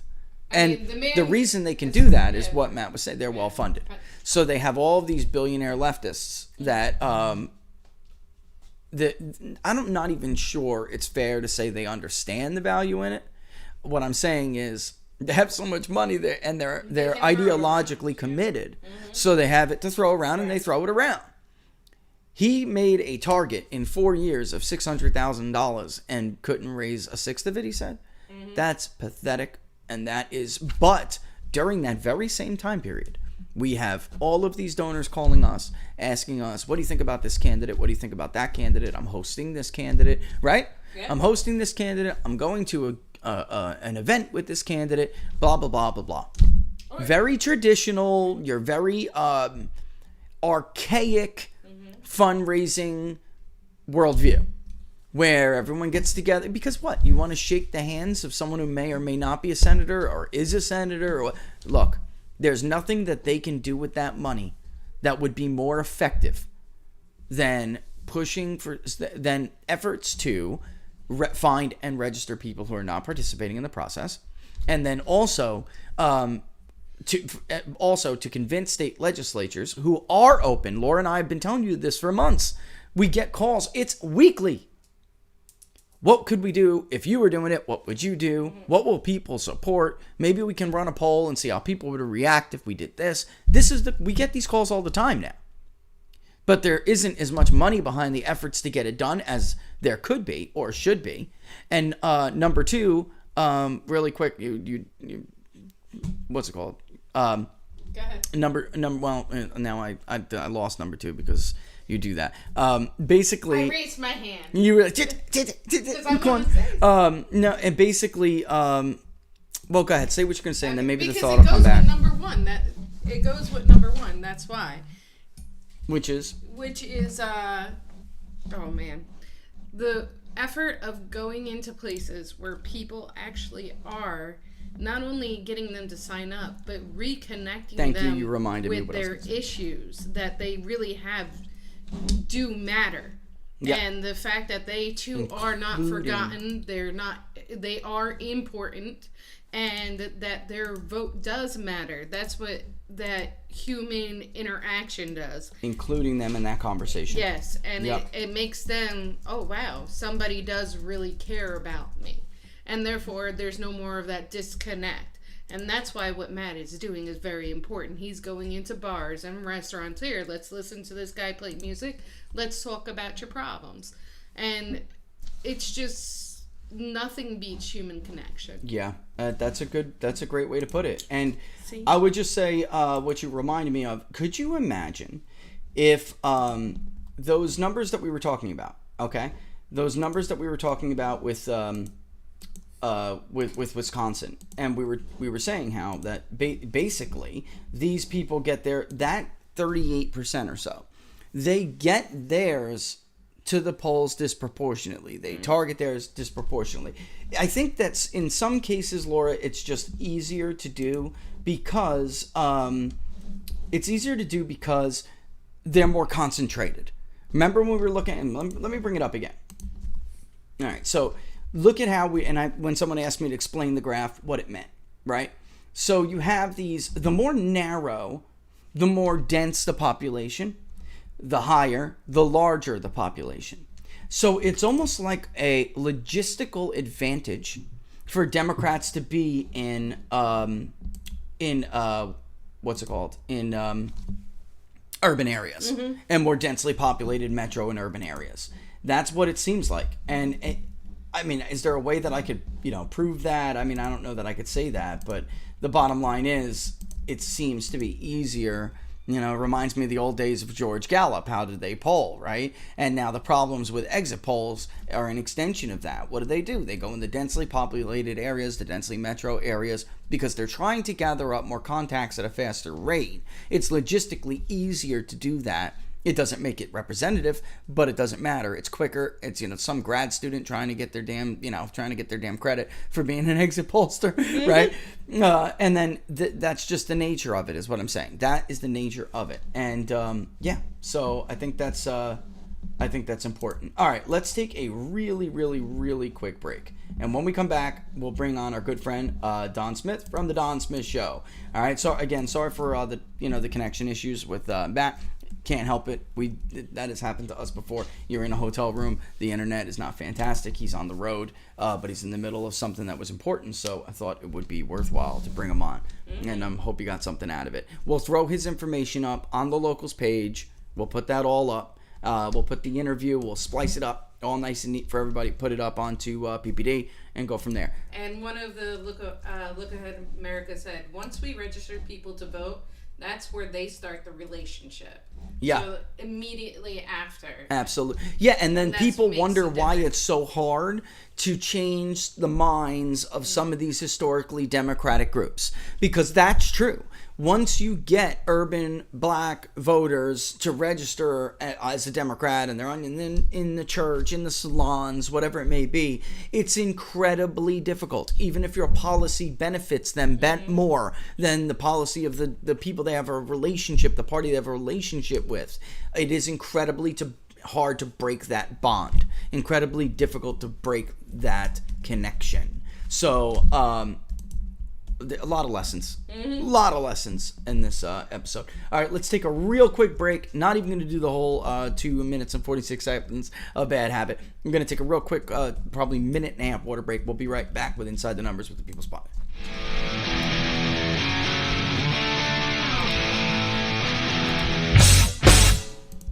How much you wanna bet that I can get you back inside your head before the summer ends, and spread a little love just for a little fun. I'll make you come back to me before the rise of every sun.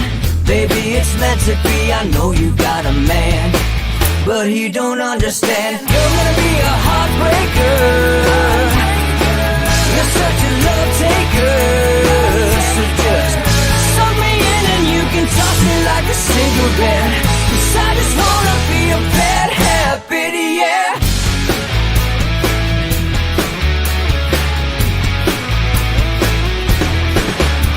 There's rhythm in our love, it's impressive, excessive.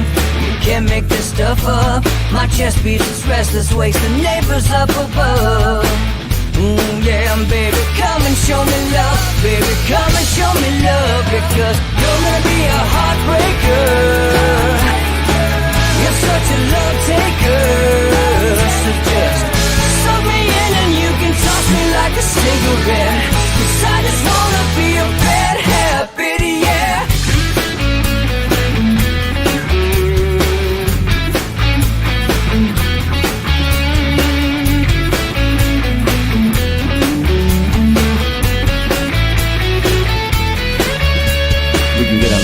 Take a one-way ride, steal us away to find a place we can hide. It wouldn't take much to spear for a night, just to give in to the need and leave it all behind. 'Cause I know that you know that I know that you want me. You told me, now show me, come blow me away. 'Cause I know that you know that I know that you want me. You told me, now show me, come blow me away. You're gonna be a heartbreaker.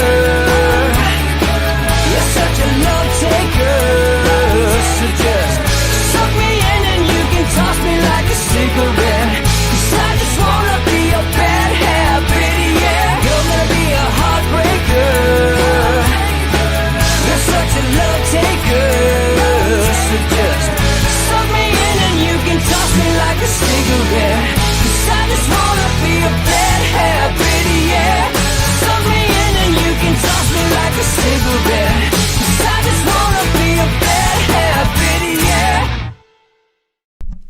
All right, we're back to Inside the Numbers with the People's Pundit, and right now we're going to bring on my good friend Don Smith from the Don Smith Show, and we're going to thank Don for waiting the way he did because we had a delay with Matt. Craziness. How's it going, my friend? Let me first of all, let me turn on your audio. I had your audio off.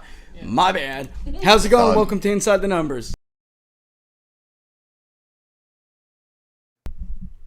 Did I lose Don with a big old smile on his face? There he is. There you Hey, How's it going, buddy? Welcome back. thanks for having me. Did you get a chance to listen to some of the stuff with Matt in and out? I wanted to get your reaction to, you've been around a while too. And I mean, I think it's so important you can't talk enough about it.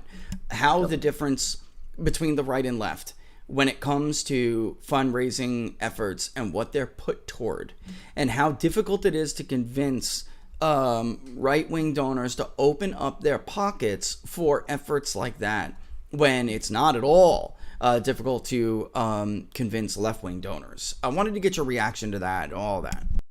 Yeah, I first of all, I think what he does is great. And one of the biggest questions over all these years that I've been asked is, what can I do? What can I do to help? And I guess the best answer is do something. I mean, you can do something, whatever it is, your capacity, whether it's getting into the polling places or helping with the fundraising or all those kind of things, just do something. And he is. So, yeah, congrats to him and everything that his team is doing.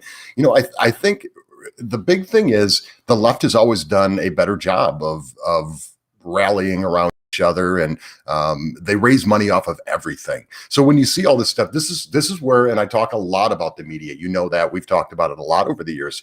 This is where the media plays a role in that, because they pump up these stories. It's the whole Nancy Pelosi wrap-up smear thing, right? So they put all this information out, and it's always used. It's always one purpose and one purpose only. No, just one example.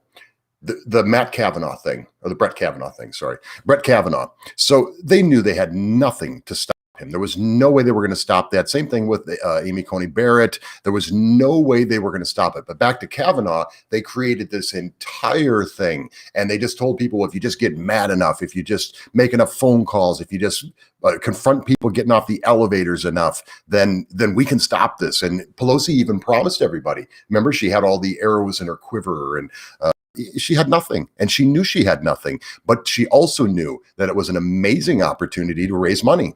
So that whole thing, everything that transpired on the I Like Beer and the Blasey Ford fiasco, which was, geez, I mean, what a S show that was, pardon my French there, but they use everything to raise money.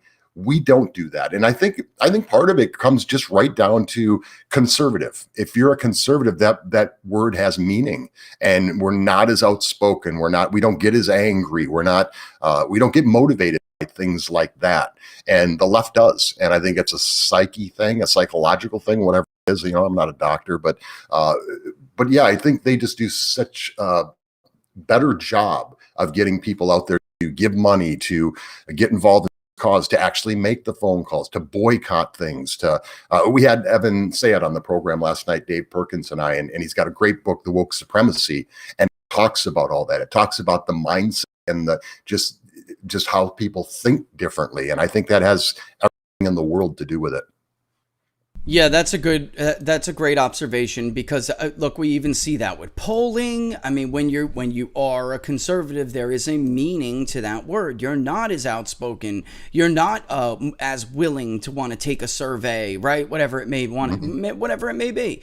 You just are not. And, so you're now more difficult to reach. I'm not sure that was as big of an issue as it is now, because of some of that, it's a social desirability bias, because they're now added on to just normal personality traits, but you're told you're not a good person if you are a conservative, if you have these views. So there's a whole other new now depth. There's more depth to it than there even used to be, which is why I think you will find more examples of, especially in the modern era, of polling eras that favor people not that discount conservatives than anywhere, and that's not just true of America, which is why I think that it is probably a lot to do with who we are and the kind of people we are, our personality. Because look, it's Likud, it's the Tories in England. We see it all. Recently, Likud was overestimating the exit polls. I think there was a little bit of an overestimation with the last Tory election as well, but you see it in right-wing populism, basically in Brazil, all right, all around the world, huh? So there has to be something to that, and that's I don't know if you heard before when I was talking about Wisconsin, but and Wisconsin, you know it well, you lived there for years. There are voters or potential voters in that state that could make the number of indefinitely confined illegal ballots not irrelevant, insufficient to have to be victory for the left, because that big chunk who have no party loyalty but share the view of one party or the other. That's the whole entire point of what we do. Try to target, try to identify those different voters. Democrats get them to vote at a higher rate than the right gets theirs to vote. And that's true not just of presidential elections. We saw it in the Supreme Court election as well. It made Wisconsin look far more liberal than it really was. You have Kurowski winning that election by a large margin, even though I would argue that doesn't at all. Her views don't represent the state at all. It's just that participation is ultimately this is a game of participation.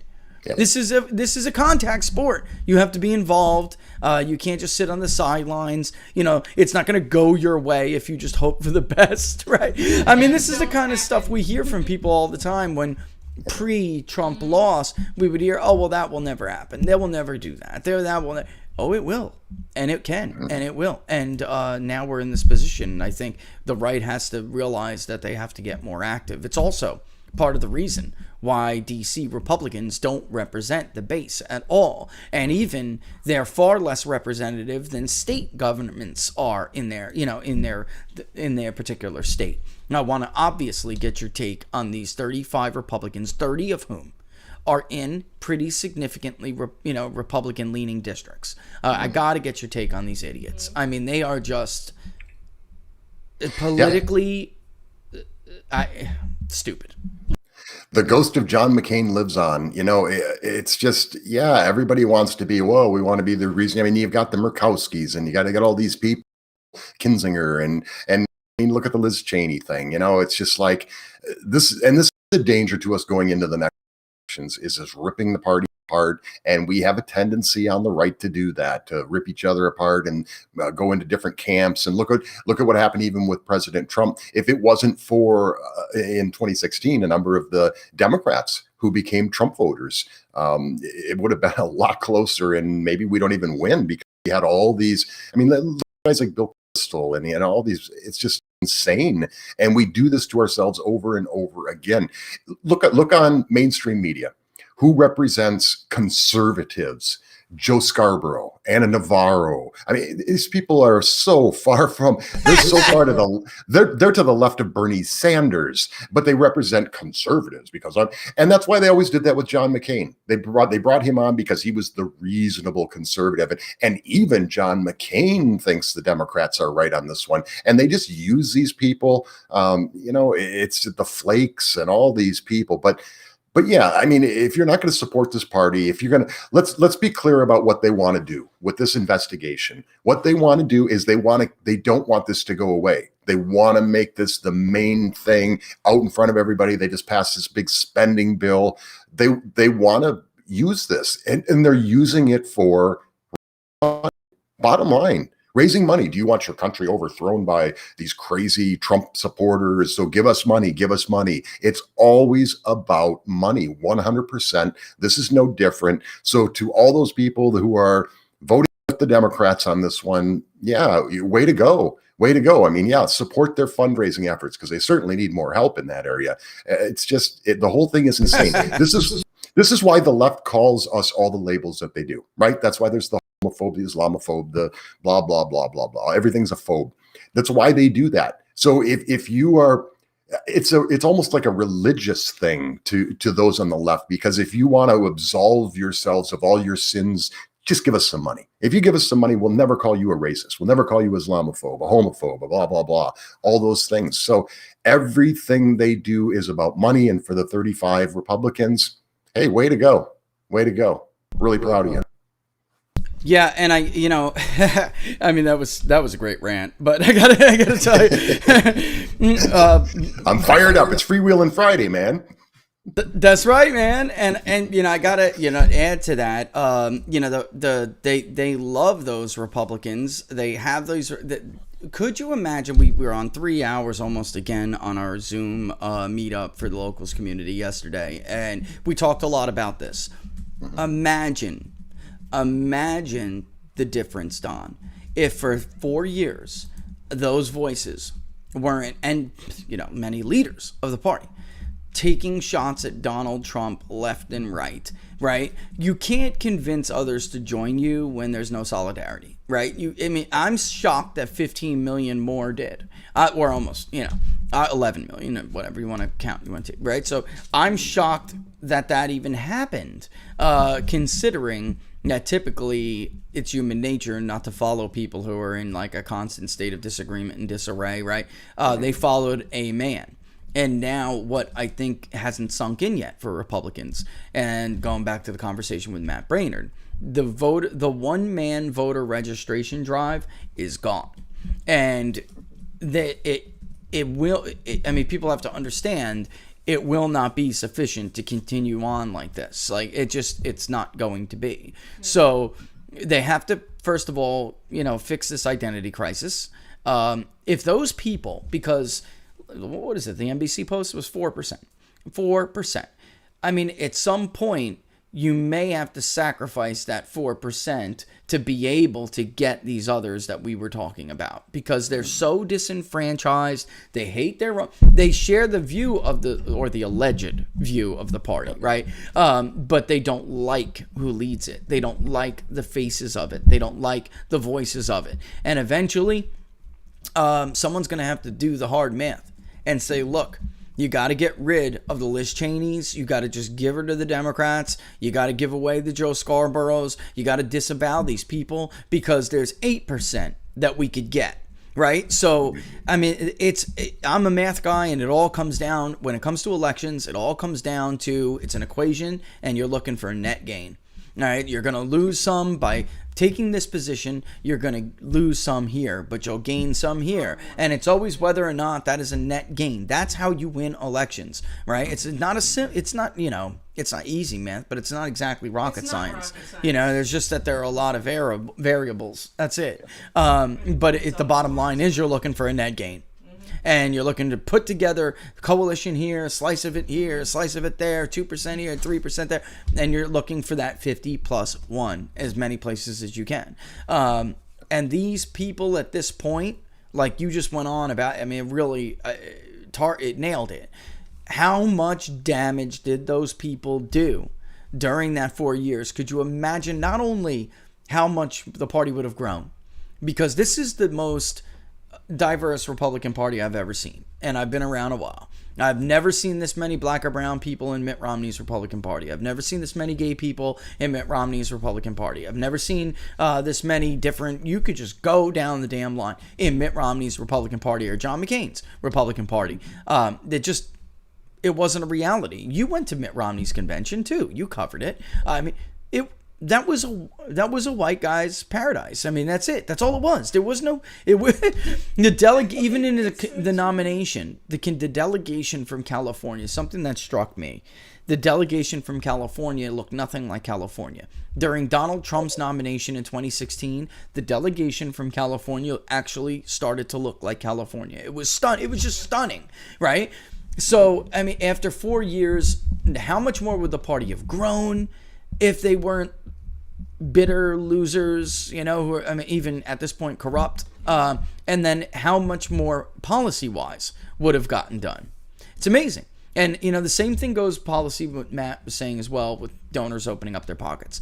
Every time Donald Trump signed an executive order, Don, there was never a shortage of left-wing donors that the ACLU could run to fund lawsuits against the Trump administration to bog his policy down in the courts. As of now, the only ones who have sued anything, and when it comes to election stuff, you have Matt's group suing, when they can, where it matters. I'm talking about policy. Ken Paxton from Texas. That's it? That's all? No mas? No mas? No mas? There was a coalition of multiple attorney generals, state attorney generals. There were coalitions. They joined with people they got to claim that they were personally harmed by Trump's immigration to get standing, because the ACLU doesn't have standing. So they needed somebody to get standing, right? So, all of these people, multi-prong attacks against this, and they knew they would lose when it got to the Supreme Court, but that was not the point. Even the donors who gave the money for these efforts knew they were going to lose when they got to the Supreme Court. That was not the point. The point was just stall it. Slow it down, stall it, and let other Republicans do the attacks for us. Yep. Yeah. When you brought up the RNC. So Mitt Romney, 2012, the RNC in Tampa. One of the most amazing things, and this is, and I know I always do this, but it's so important for people to understand what the media is doing to this country to rip us apart. So I'm sitting there all day, one day, and I've got, just interview after interview. I had C.L. Bryant, Dean Borelli. We just had people from all walks of life on the show that day. As we're sitting there on Radio Row, everybody walking by says, as you mentioned, the diversity that is amazing, and then that was really the first place that I noticed it, because I've covered other things before that as well. But we get back, so we're done for the day. All the speeches are over. We get back to the hotel room, and I turn on the TV, and it's a hotel room. So first time the TV's on, and it comes right on to MSNBC. Right in the middle of them talking about how the RNC, it's a typical RNC, just a bunch of old white guys walking around. And they could not have been more 180 degrees out from the reality of what we just experienced that day. And we were talking about on the car ride on the way home. We were like, wow, that's amazing. There were gay Republicans. The diversity was incredible. And we get back to the room, and that's the first thing we hear. We hear about it's just the old white men. And it's just the same old stuff. And they just keep regurgitating it. What really bothers me about all of it is that it works. People give money, and look at every time. Just the other day, Candace Owens is trending. Every day, it's a hate fest on Candace Owens. Clarence Thomas, look when he trends. Look at Senator Tim Scott when he trends. Look at what the white liberals say about these people. I could never imagine speaking about another human being that way. I don't care what their politics are. I'm not gonna break it down to the lowest common denominator.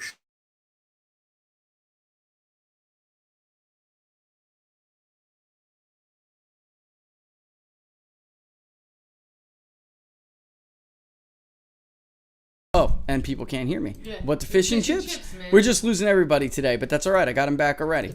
So start it off. You were saying so I wouldn't talk about another human being like that. Period. Yeah, it's disgusting. I don't care what your politics are. I'm not gonna go after your skin color or your ethnicity or even your religion or any of those things. Let's talk politics. Let's talk issues. But we were talking about on the show last night with Dave. This is all a shutdown thing. It's to shut you up. You're not even worth talking to because I've labeled you this. So therefore, boom, you have nothing to say to me. I'm not going to listen to you. It's a shutdown. And what it tells me is that their arguments are really, really weak. If you've got to break it down to that level, you don't have much of an argument then.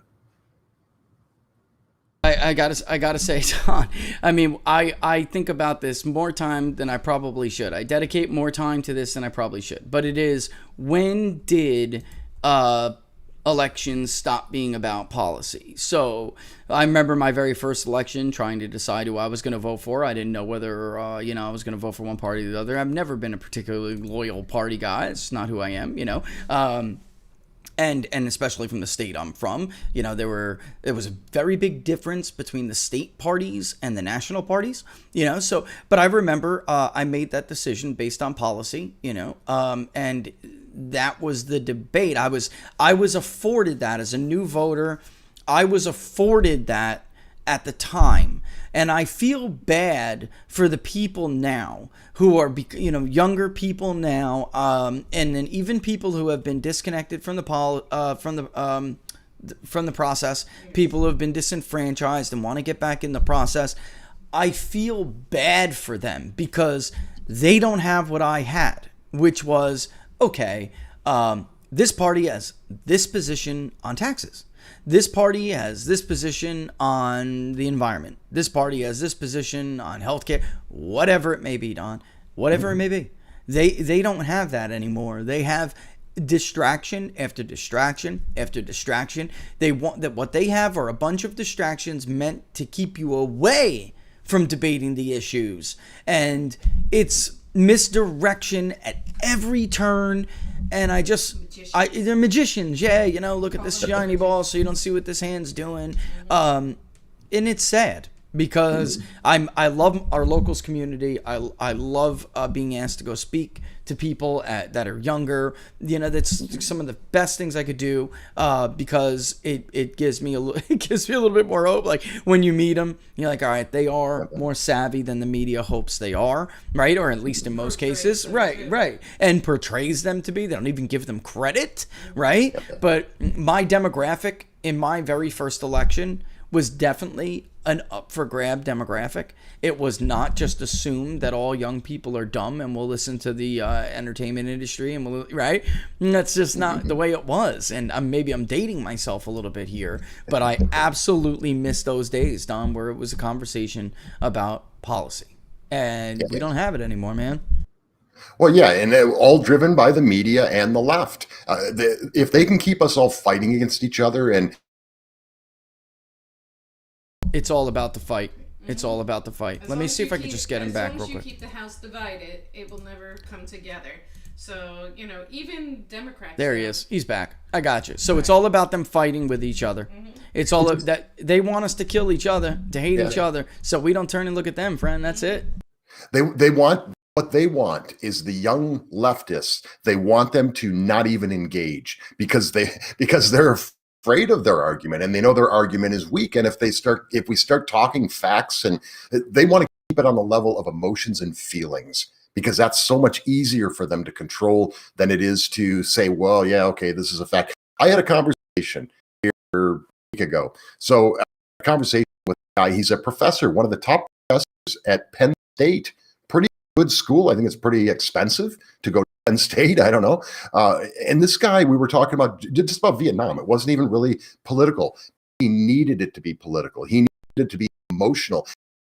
Every single fact that he put there was wrong. He knew nothing about where it started, because it wasn't even LBJ where it started. I mean, we'd had troops and we had military personnel on the ground 2 presidents before LBJ, but it was LBJ who sent the actual combat troops in, right? The large numbers of troops to fight. This guy was wrong, Rich, about everything. And it was so mind-boggling to know that this guy's in front of students who, hey, I'm here at Penn State, and so this guy's got to know what he's talking about. But it's just fascinating. So no wonder. That's why I'm always so happy when I see Charlie Kirk and Turning Point USA and some of these other groups of young people, that it's like, okay, they get it. And even if they're sitting in this guy's classroom, they're going to know better. But there's a lot of people that don't. And I was just blown away at the guy had not one single fact correct, but he felt he was. I mean, he might as well have had the smoking jacket and the pipe, and so let me tell you about the guy knew absolutely nothing about any of it. It was mind-boggling. Yeah, I think that we have a really serious problem where we have these people like that in positions of trust, right? So, and what I mean by that is the people who are in media, people who are in academia, where they don't really know anything. They're not smart. They're not even not smart. They are misinformed on, and that's what I suspect with the gentleman you're talking about. I suspect he's just misinformed about a lot, but he thinks he knows. He's convinced he knows. And they're in these positions of trust, meaning you as a student, you as a viewer or a news consumer, you trust them not to be that misinformed. And off the bat, it just leads to a cycle of ignorance, because you shouldn't be giving them that trust to begin with. You should always be looking at people objectively and with a bit of skepticism, and right? That's just the way it should be. But now we have this, like, it's two things. You have that along with this segment of the population that is just so trusting, more trusting than Americans have ever been toward government, toward any institution. Americans always had a healthy degree of skepticism, a healthy degree of distrust, and that is kind of part of our magic, right? That's why it's all founded on limited government. That's why the founders, if men were angels, we wouldn't need laws, right? Kind of worldview, right? And yeah, that is becoming a lost part of us, and that's sad. And then over time, like I said, I don't think it was always like this, where you had these people who were so grossly misinformed about the basics in positions of power. And we have, you mentioned Charlie Cook. He invited me to come down and talk about election integrity to the Turning Point gathering last year, or the turn of this year. And I was actually, just to give people a little bit of hope here, I was shocked how many people knew what I was talking about when I would talk about the bellwethers, the history of the bellwether counties, and how informed they were about so much of this. It really was. I was stunned. And then about 3 or 4 weeks ago, I gave a speech to a university, and some of the smartest questions I have ever received about polling, because this will be the next generation of pollsters if they so choose, or they'll be the next generation of economists, whatever they choose to use their math brains for. I was stunned. I got questions from these kids that I never got in front of a crowd of politicos or a club of rich donors or what. Never. And I was like, oh my God, Laura, I couldn't believe it. Did you hear that question? Did you hear that question? I was so happy. I really was so happy. But, they're also, these are the people who, they do have that skepticism. They do have that distrust. They do question authority, and I fear there's not enough of that anymore. I really do. I got to ask you this too. We're talking about the January 6th commission. Trump wanted to go home, man. It sucks to lose. You got to take some time to heal when you lose as a candidate. You've had losing candidates. It sucks. They are personally hurt from it. It's hard to get over. There's nothing like being rejected. Imagine having a girl who rejected you guys, and girls, imagine have a guy who rejected you. Now imagine that on a scale of like millions or hundreds of thousands of people who rejected you. It hurts, And he just wanted to go home, rebuild his brand, even though I thought that was folly. But really, worry about political lawfare. You got to be Donald Trump, and I do know this is how he's thinking. You got to be Donald Trump looking at the current state of the Republican Party and saying, if I don't run again in 2024, these idiots are going to blow a completely winnable race, right? And so now he is thinking of it. Although I don't know if I was him, if he does, God bless him. I don't know why you'd want to do it again.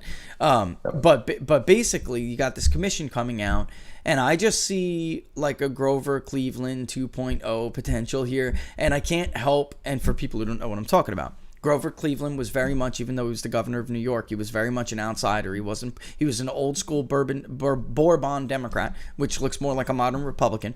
He didn't like easy money. He was, America first. He didn't like foreign entanglements. He was very, very close to Trump on a lot of stuff and trade, stuff like that. They thought he was crazy too. They kicked him out after one term. They all band together, both parties band together to get rid of him. And then there was this issue of free silver. And it was essentially our first step towards loose monetary policy and dumb trade and dumb monetary policy. They didn't listen to him. They went with free silver and the economy collapsed. So 2.5 years later, they're all lobbying him again to run. Like, oh my God, it's a freaking disaster. We need you to fix this country. And he's the first president to ever come back and then serve 2 terms in that way. And I see this happening. You got to think a lot of these other Republicans and definitely Democrats are seeing the potential for this. Fake polls be damned. And they're going to use this January 6th commission to attempt to try to make him, either not able to run for office or too toxic to run for office, or whatever it is. But it's definitely an effort to keep Donald Trump out of the White House again. Yeah. What do you think about that? And there's no other explanation for why these idiots would do this. Their money, their benefactors want them to be shills for them. They're going to be, because Donald Trump hurt a lot of these K Street people. Business was not as usual. You know it, man. Lobbyists, special interests. It was hard under Donald Trump. I know they were only allowed to build 20-room mansions, not 35-room mansions. It was tough. It was a tough life for them, and they don't want to go back to that. They love having Biden the deal maker, and Biden the kickback artist. They love having him around. So what do you think about that? How much that might go into some of their thinking, man? It's going to be really interesting going into 2024, because if you go back to 2016, it was just a bunch of candidates running. So they were all running. They were just running for themselves, right? For their own campaign, for their own thing. And nobody really took seriously then candidate Trump at the time. I mean, remember all the clips of the Ann Coulter around with Bill Maher, and everybody laughed. And that was the general consensus. So nobody really took him seriously until he took the lead. And then it was like, uh-oh. So then it was about, but going into 2024, it's a whole new dynamic, because already baked into the cake this, you're either going to be a pro-Trump or a never Trump. And so, I mean, look at Liz Cheney. Come on. That whole thing, that whole performance that she did was the kickoff of her campaign. She's going to run as the never Trump campaign, the anti-Trump campaign. We don't even know if President Trump is going to run again for re-election. But if he does, he's going to, right out of the gate, it's going to be, you're either, like I said, you're either one or the other. You're either anti-Trump or you're pro-Trump. He's going to have pro-Trump people running. He's going to have Mike Pompeo. He's going to have Ron DeSantis, I believe. So how does that dynamic play out amongst the, we all support you, and is he going to hit them? How's that going to work? But it's going to be a bit of a mess if he does get in there in 2024. But I think even if he doesn't, even if he's not a candidate, you're going to have the Liz Cheneys, and she's going to be running against the ghost of Donald Trump. And it's just, it's not a good situation going into it. We'll see what happens by the time that takes place, and we see who runs and how they run. But that's how I envision it. It's going to be you're either pro or you're anti. And that doesn't bode well, because it divides us. So you kind of had a little bit of that dynamic in both 2016 and 2020 when it came to the Democrats, the Bernie Sanders factor, right? So you were either, with him or against him, but Democrats will pull together. And they did. After all, their number one priority, no matter who, they didn't care who it was. I mean, it could have been Pinocchio running, and they would have gotten behind him, because that's what they do. And actually, we do kind of have Pinocchio, huh? It's just we don't get to see the nose grow in real time. But anyway, but I think there's that whole dynamic there, and I don't know how that plays out. I hate to say it, but I think it's going to tear apart the party, and it could cost us an election. So I hope not. I hope everybody gets everything worked out.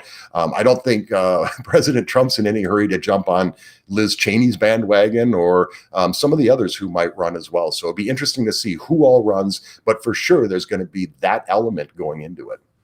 And that's why I say at some point it actually may be productive to, look at this from a mathematical point of view. And it's like, do these people that are in low single digits, are they a bigger hindrance to the growth of the party? So everyone's so afraid, and we all saw the polls from all these other very establishment pollsters come out and say, well, if Donald Trump had the Bill Kristol wing, he would have won. I mean, that's nonsense. He won without the Bill Kristol win in 2016.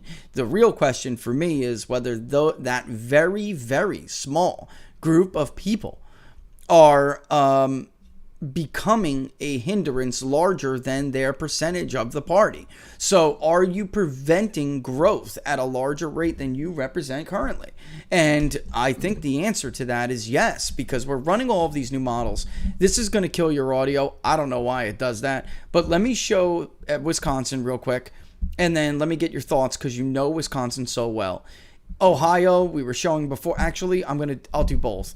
We know Ohio is now R plus 11. I mean, it's incredible in our modeling, which is very accurate. It's R plus 11. The independent group is is small enough that Republicans could get killed among them and still win the state of Ohio pretty comfortably. When Wisconsin, that independent group or that unknown group is larger. So if you get killed among them, you can lose an election by 6,000 votes. You know what I mean? Like, that's how it works in Wisconsin now. However, Now, Don, I've been showing you these for years. When I first started doing this in the era of Scott Walker, it was D+5, D+6 routinely. D+3, the smallest. It moved to R+ under Trump. And right before the election, it was telling us around R4, right? And now with these independents, they may tell you they identify as a Democrat, but the data attributes don't support it, so we don't do it. So we're trying to be conservative. Conservative meaning fair, by the way, people. All right, I know I gotta say that out loud. All right, but let me show Ohio real quick, and then let me show you Wisconsin, and let me get your views of it. All right. So again, here is that was going to show Wisconsin first. Okay, here's the Buckeye State. This should scream at you, not competitive. It's not just, I can still hear his audio just fine. All right, I don't know. Maybe that was that person, that one particular guest. But specifically, it's not just how much more is red and light red. It is how little is purple. And what that should tell you is that Donald Trump, under the era of Donald Trump, Republicans cannibalized their share of the independent vote. So what's remaining is not particularly more liberal than it used to be. It's just that Democrats were not as good as converting those independents into Republicans. All right. Now, here is the state of Wisconsin. Very, very, very similar with the dynamics, but what you do see, and especially in rural Wisconsin, is a chunk of purple. And then in some of these high population areas too, we see larger chunks of purple than we see in Ohio, where right around where Don, best, Republicans start out with the lion's share of affiliated voters, but it turns out to be sometimes closer than you would think it would be because they're not getting enough of that independent vote. And it's worse than that. It's that they're not good at getting their share to the polls. They're not good at getting those people out, Don. That's the problem here. And when you know Wisconsin well, what do you make of that? I think if you really look at it, okay, so obviously Milwaukee is very blue, and that's just the way it is, and I don't see that changing. But you've always taken, when it comes to Wisconsin, you always look at like Dane County. So obviously that's Madison. It's the University of Wisconsin Madison system.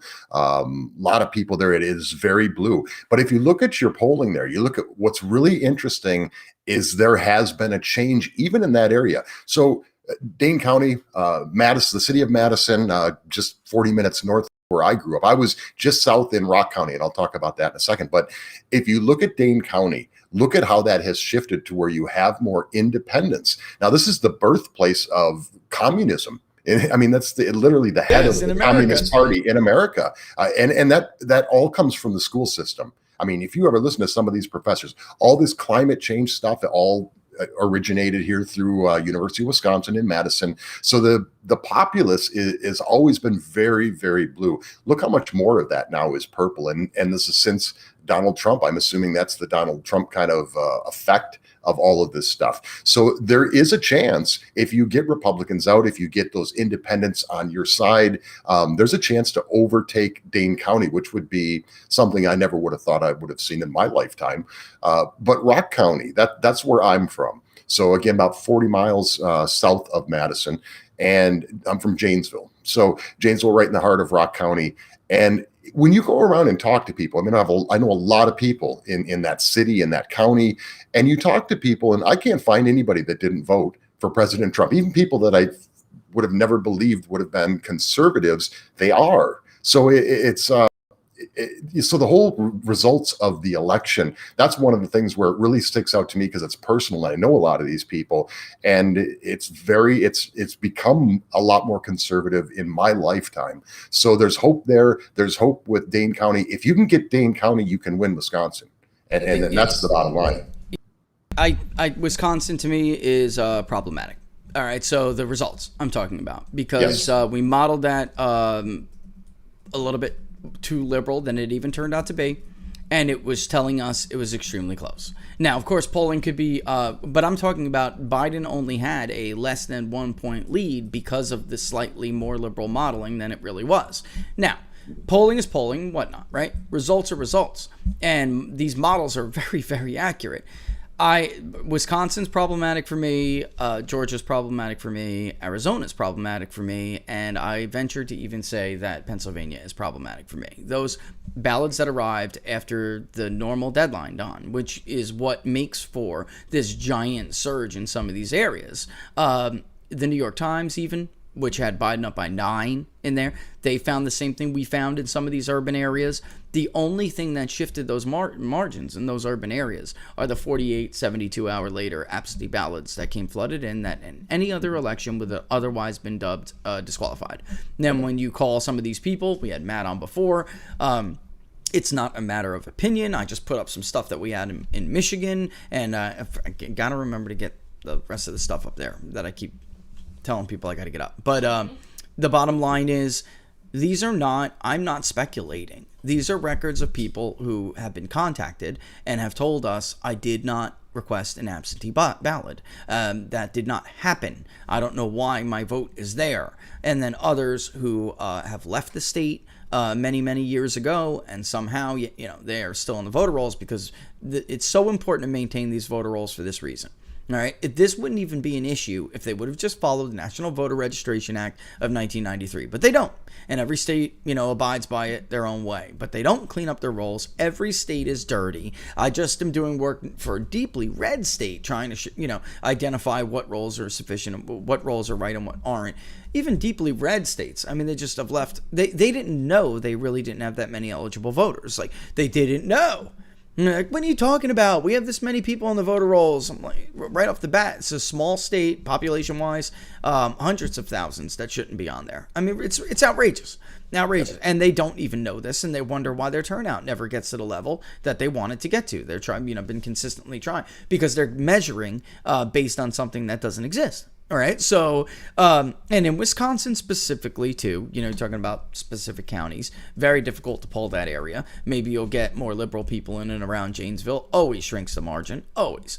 But for me, that purple is a warning to Democrats, because they were, when we get all of these post-election data attributes that come flooding in, the winning party usually solidifies their base.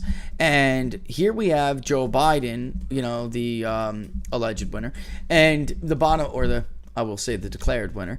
Here we have Joe Biden, the declared winner, now serving as president, and multiple states now, every state we've looked at so far, Iowa, Wisconsin, Ohio, even Virginia, there is a shift to the right. It makes no sense compared to all of the other elections that we've been doing this with. You see Democrats, self-described Democrats, now, very same people, Don, now saying, I'm independent. Normally, it goes the other way. Normally, it's, I'm a Democrat, and I'm a Democrat because I just won. Or, I'm an independent, and now I'm a Democrat because my person won. This is how this is the normal way that this goes. Just like, for instance, for the census fact checkers out there, it is not normal for people to claim they didn't vote when they did. It is more normal for people who did not vote to claim they did, because they want to look like they've done their civic duty. Every pollster knows that, or every pollster worth their salt knows it, which is why the census traditionally overestimates, not underestimates. All right. And it's just the same kind of principle, right? So what I'm saying is, this is a warning, because here they have now the Senate. If you consider Kamala Harris and you consider how weak Republicans are, they control the Senate, right? They did lose seats in the House, but then they also won the White House.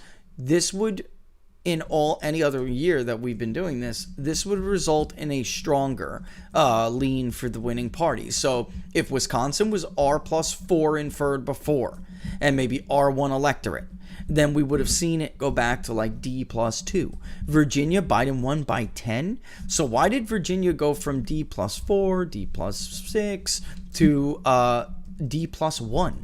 It doesn't, none of this makes sense. It's a warning. It says to me that Democrats did get a vote that is not a loyal Democratic vote at all. And it could absolutely, meanwhile, Republicans solidified.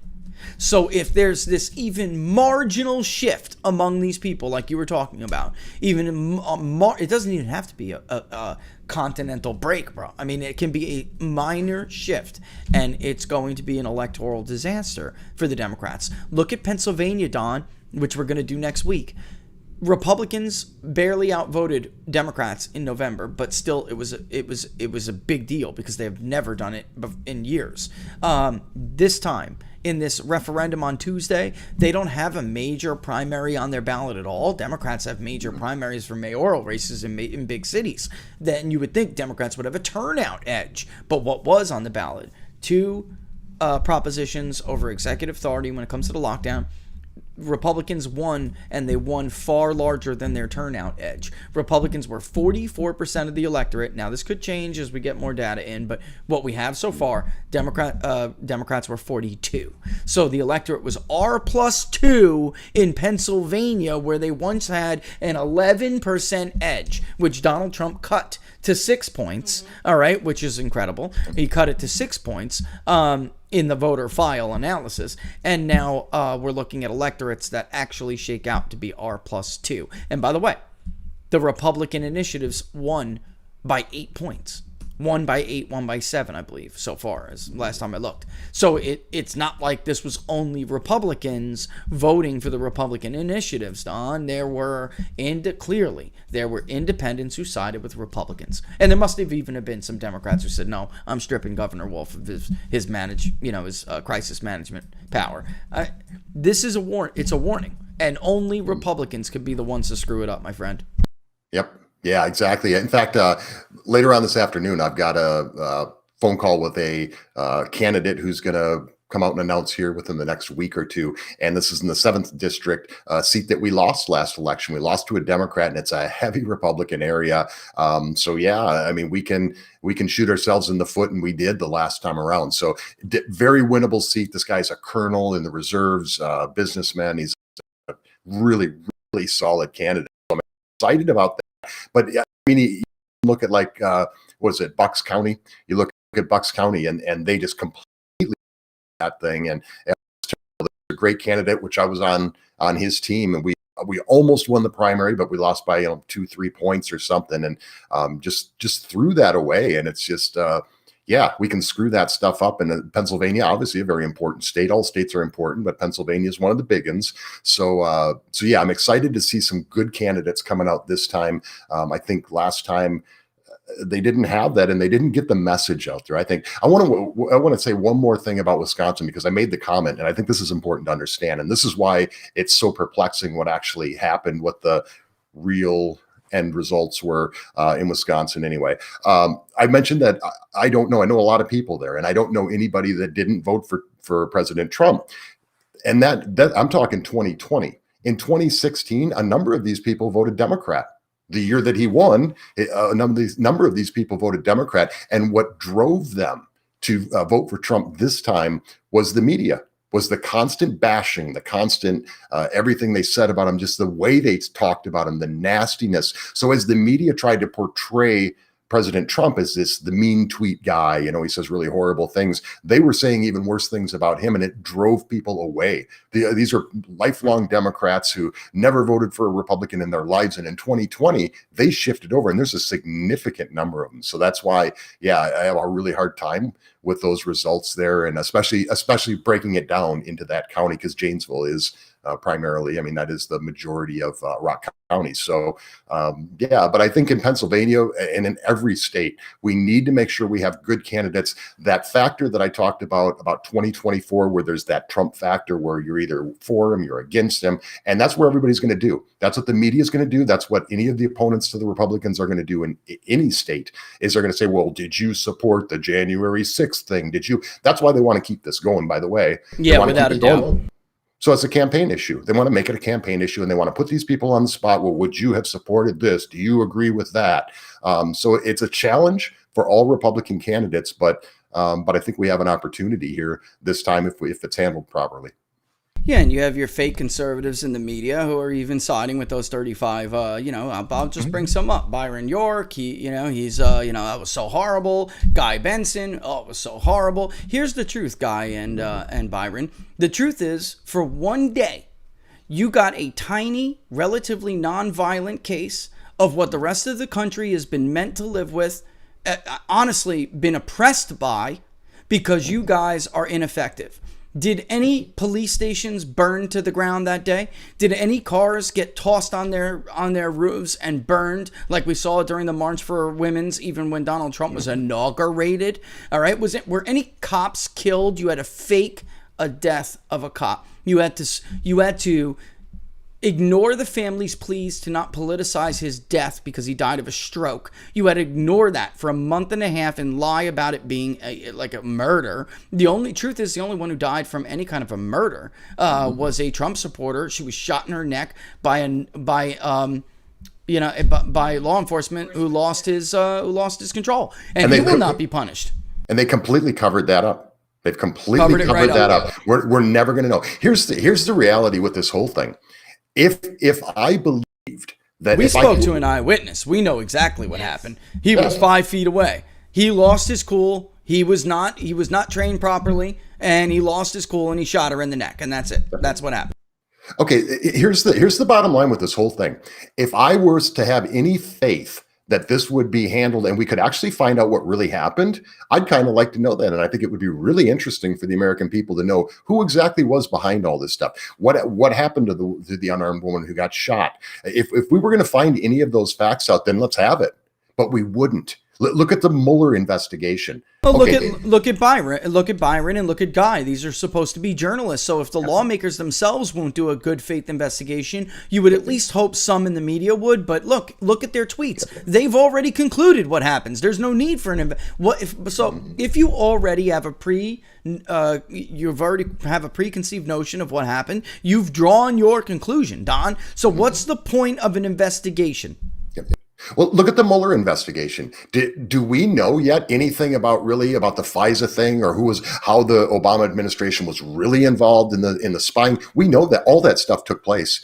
The Mueller investigation, $30 million plus, and they didn't come back with anything that said, "Oh yeah, and by the way, we were able to find this out, and we were able to find this out, and here's when they really started spying, and here's when they started doing all this and that." We're not going to find any of that out. We're going to find it out from one perspective, and it's only going to be the anti-Republican narrative. It's going to be, well, these Republicans. Okay, what about this guy over here with the Molotov cocktails? Oh yeah, it's inconclusive. We really don't know about that. Oh, what about the unarmed woman who was shot? Well, yeah, we weren't able to find anything out about that either. So, that's the reality of all this stuff. I would love to be able to have confidence that we would know exactly what happened, because I think it would probably not bode well for the left if we actually really knew the facts and really knew who was involved and what really happened. I think it wouldn't bode well for them, but that's not what we would find out. So, Don, we get an inspector general's report from a guy everybody in Washington, D.C. knows is a Democrat, but views to be a square actor, a square guy.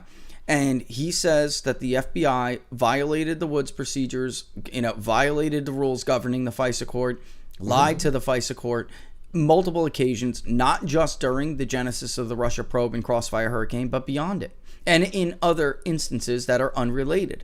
And nobody cares. The Intelligence Committee, their jobs in both the House and the Senate is to conduct oversight of the intelligence apparatus in this country, and instead they are in cahoots with them, and that is extremely dangerous for the American public. When you have the elected officials, the Adam Schiffs, even on the Republican side, the Richard Burrs, and now Marco Rubio, I don't trust him either when it comes to this.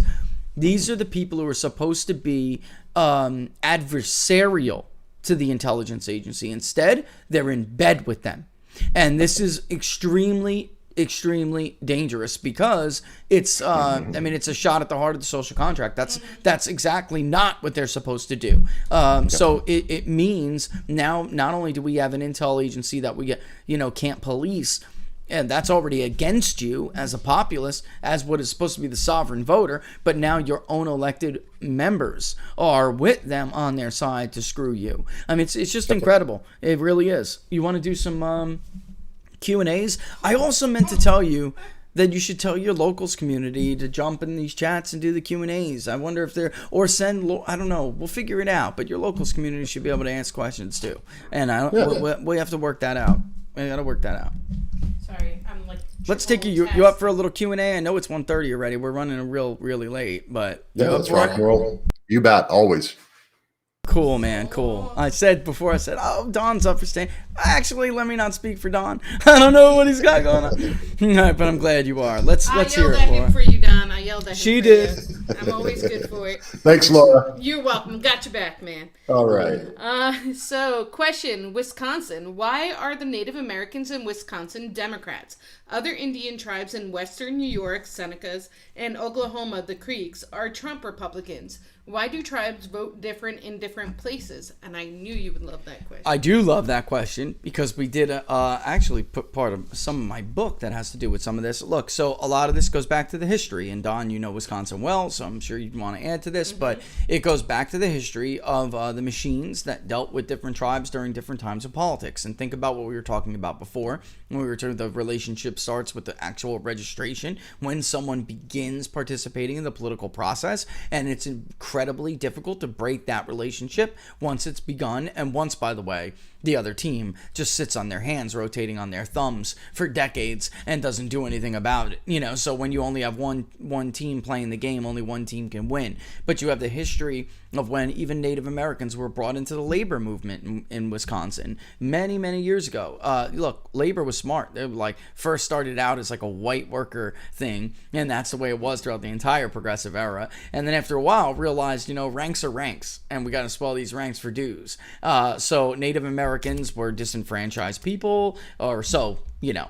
I'm just saying, guys, don't save your comments. You know what I mean? That they're, on the fringe of society, and in northern, in a state like Wisconsin, I got to tell you, they were for a while. But very different than, say, the Lumbee tribe, who are in the Carolinas, who don't have a machine party history or a labor movement history, and instead became, they're largely Republican voters, right? So it's the history of the machine, and it's not just Wisconsin either.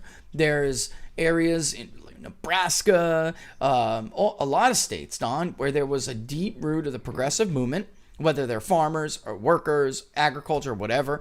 And basically, those groups of people are not reliable Republican voters, even in deeply, deeply red states. That's why Democrats thought they could beat Pat Roberts for a second there, because they still had a lot of I would say they're populists, but the progressive movement sucked them in. Mm-hmm. And that's, by the way, that's also why Donald Trump's message was so powerful in places like this, because it crosses party lines. Like Don was talking about before, years these people have voted Democrat, but they weren't voting Democrat because they were progressives, like liberals. They were voting Democrat because of their labor roots or their populist roots. And that was the Democratic Party for a long time, especially in the Midwest and the Plains states. And that's not true anymore. And that's why Republicans have to get over this identity crisis, because they do. Because once they figure out they're a conservative populist party, and I mean conservative in your definition, folks, not conservative in Liz Cheney's definition, right? Which is not a conservative. It's just not. Don, if you don't think government works at home, how could you possibly think you could build one in another country? It doesn't make an effective one. And how could you be a nation builder and be a conservative? It doesn't mix. It's oil and water. It's not consistent. All right. So I don't know, maybe you want to add to that, but it's history, guys. It's history of where they come up geographically and whether or not they were in machine politics, union politics, and down the line. And there's another thing here too, and I know this because I grew up in the middle of this. So back in the day when I was young, before I had gray, but anyway, when I was a kid growing up, Wisconsin was a little more red at that time, and Republicans had Governor Tommy Thompson, and there was a big push for casinos. So tribal casinos in Wisconsin. So there's a lot of them now. So it's a mess thing. And this is one of the things that's always frustrated me about Republicans. So you had Tommy Thompson as governor. There was a big push for a casino in just outside of Madison. It's called Ho Chunk. It's actually by the Dells. And then there was another one called Lake of the Torches up in the Minocqua area, which is up in northern Wisconsin. It's beautiful up there. And so there was this push to get it done. And it drug out for a really long time. And at first, we think this might be bad for some of these places, the poor people, it'll prey on them and all that. But in reality, it was the Democrats in the state Congress who were stopping this thing. They were stopping it because they didn't want Tommy Thompson to get this. And the media pounced all over it. The Democrats ran every election after that for a number of years about how, see, look at the Republicans are stopping these poor Native Americans who just want to have a casino and And it was on the news every single night. I mean, there was 3 or 4 stories every night on the nightly news, and everybody saw this and they went, well, why don't those Republicans, it looks like they've got everything worked out. They got the land, they got the blah, and they can't get this done and they can't get that done. So it was all put on Tommy Thompson. And that really was a big shift, I think, in the state for a number of years, maybe still today has some impact. Well, obviously it does. But it was a huge deal. And I remember growing up in the middle of that going, because I knew what was going on. I was paying attention politically to why this wasn't happening and why this zoning wasn't being approved and this wasn't happening. And they blocked it, and then they just all went, see, it's those Republicans. And so the Native Americans were like, yeah, they really wanted the casinos. Reminds me, and that's some great modern context too. It reminds me of Barack Obama. I'm going to do immigration reform. He is the senator who killed it. He killed it. He and one other. Largely, it was him. And by the way, worse. He lied to George W. Bush in the Oval Office. Bush was like, can I count on your vote? You're a new senator. I want to know where you stand, or you're a relatively new senator. And he said, oh, yes, Mr. President, I am 100% behind this bill. Then he left and he said, I don't want George Bush to get this damn credit. And it was also Union impact because he was from Chicago, of course. And Barack Obama was one of the main players in why that bill died before George W. Bush left office. That was one of the last things Bush wanted to do. He didn't have the political capital to be an ideologue, so he thought this would be an area where we as a country could find compromise, even though his own base didn't like it. And he was gonna stab you in the back anyway. How he feels on it. All right, so he doesn't even recognize the Republican Party anymore. He says in his interview for his book, this is ridiculous. His party wanted to throw him off a balcony when that was all going on. He was relying on Democrats to get that passed, and Barack Obama stabbed him in the back. And then Barack Obama somehow became the champion of immigration reform. I mean, very similar dynamic there. Let's get another question, Laura. Awesome sauce. Let's see. Dustin would like to know. Sorry. Dustin would like to know, what do you think of Ohio's new bill on election integrity? Yeah, so again, we don't really know yet because they're not done. So give it a chance. Every time I want to give someone credit on, it gets down to like a final like they'll break it up, which is what they've been doing a lot with these bills, and Ohio's going to do it too. So you'll get them in piecemeal or attempt to get them in piecemeal. And that's where Democrats, for some reason, keep getting all of these little goodies in these broken up pieces. So Ohio really had no reason to expand early voting. All right, so the way they handled their ballots before anyway, it just didn't make it. They already took action that didn't make any sense. So any bill that seeks to maintain or prolong the way it was done in 2020 is not a good bill. Period. It's just not. It's not a good bill. We're not going to have a pandemic forever. These were things that would never have been passed at the ballot box. I showed you the state before. There's no reason why Ohio shouldn't be moving immediately to the fingerprint, immediately to limiting the days you have or the reasons that you have to cast votes like that, and going on. So far, the only bill I do like is what Ron DeSantis is putting together. It's not there. It's not done yet. But, You guys will see that soon. They'll call that Jim Crow, Don. You wait. You wait, man. You know that's happening. And then Texas was good, but Texas has constitutional provisions. And this is why Texas keeps coming up with better bills than all the other states. Ohio does not. Wisconsin, Scott Walker did a lot of good things in Wisconsin. It's just a damn shame that their court didn't see the need to follow the law. But Texas has very strict provisions that certain things just cannot be done. They have what they call basically, it's like an integrity standard. They have to meet this strict level of integrity. If any proposal, any equipment they want to use that wants to get a contract from the state and down the line, Texas is just very, very, very strict. And I think at Don, I guess the court, they figured there is not worth challenging. It's so much different in Wisconsin. You got 1 vote majority. Still have 1 vote majority. It used to be 3-1 or 2-1 or something, or it used to be 3. What was it before Krosny won? I don't even remember. But conservatives basically had a 2 vote majority. I think I could be wrong, but it doesn't matter now because they have a 1 vote and they keep losing members. I mean, so Republicans absolutely had these courts in in Pennsylvania. That's an abysmal court, but they had the legislature, so it's like they either have one or the other. In Ohio, what you have is a governor who's not really willing to sign bills to roll back anything. So for every piecemeal of election integrity bill you're going to get, guys, you're going to get 2 provisions that continue it. So right now I'm not on board, but we'll see. I mean, it's not over, you know. So we'll have to wait. Determine later. Yeah, I mean, these proposals never end up as they are. Thank you. They never end up in their current form. It's not gonna. They'll go through some right, Don. I mean, they go through committee. They get chopped up. One piece will get taken out. Somebody sneaks something else in. So reserve your judgment. You know, definitely reserve your judgment. I don't know. You want to add to that, or I mean, the only thing I'm going to say is the bottom line on any red state governor doing anything with voting laws is going to be Jim Crow 2.0. 2 weeks before anything was released in Georgia, nobody even knew what was in that thing. Like you said, you got to wait till you get the final product.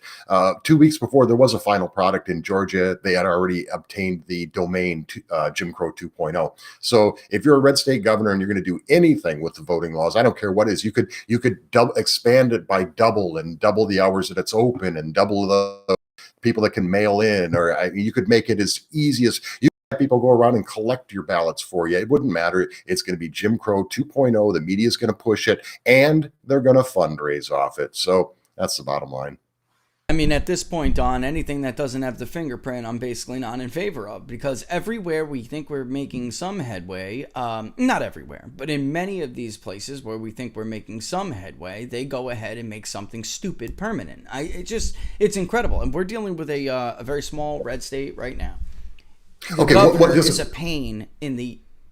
Go ahead. What were you going to say? Let me say one more thing, because this is how bad it is. This is how crazy it is. You have Delta and American Airlines, right? So they come right out and they jump on board with the Jim Crow 2.0 bandwagon, blah, blah, blah. And it's because of voter suppression and you got to have the ID requirement and all this.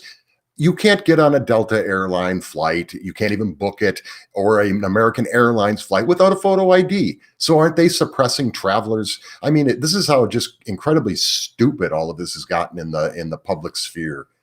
Yeah, I couldn't agree more. I mean, Don, you go to get the vaccine. They want your ID. Go to Publix right now and go sign up to get the vaccine. The first thing they're going to do, right, Laura? Mm-hmm. Can I see your ID? Can I see? I mean, that is... Whoa. Wait. Whoa. This is vaccine suppression. Suppression, man. Wait, I'm ethnic. I don't have a license. Yeah, don't you know Laura's Hispanic? She doesn't know which one's her number. All right? Come on. Oh, man. Let's get another... We all said the same thing. Let's get another one. So Derek wants to know any opinions on Eric Greeton. I can't say his name. Greitens for Missouri. Yeah. I mean, you want to start with this, Don? I got my own, but you want to start with this? No. Look, he's probably the best candidate in the race. I mean, I understand that there are some things, that people can attack him on. I get all that, but I don't believe. It's kind of funny, and I'm not trying to. This isn't an attack on anybody, but Remington Research did great work in 2016. They've been polling Missouri and others. They're actually Republican pollsters, or supposed to be anyway. They did great work, especially county level work in 2016. A lot of things that they did foreshadowed that, in fact, our statewide polling was right. Because I would look at some of these counties, Don, and be like, this can't be right. Like, Donald Trump cannot be flipping these counties. Crazy stuff like Luzerne, right? Was great, and they had been polling that, and our Pennsylvania polling had been showing that, in fact, he was going to win Luzerne pretty handily. But in any event, they last time around came out with some really bad polling. So it was going to be a Biden landslide, of course, and it was at the point where Donald Trump was at risk of losing Missouri, the state of Missouri, right? Which is crazy. Okay? Now, in an '08 landslide, Barack Obama did flip Indiana, and he did almost flip Missouri, right? We are not in '08 anymore, all right?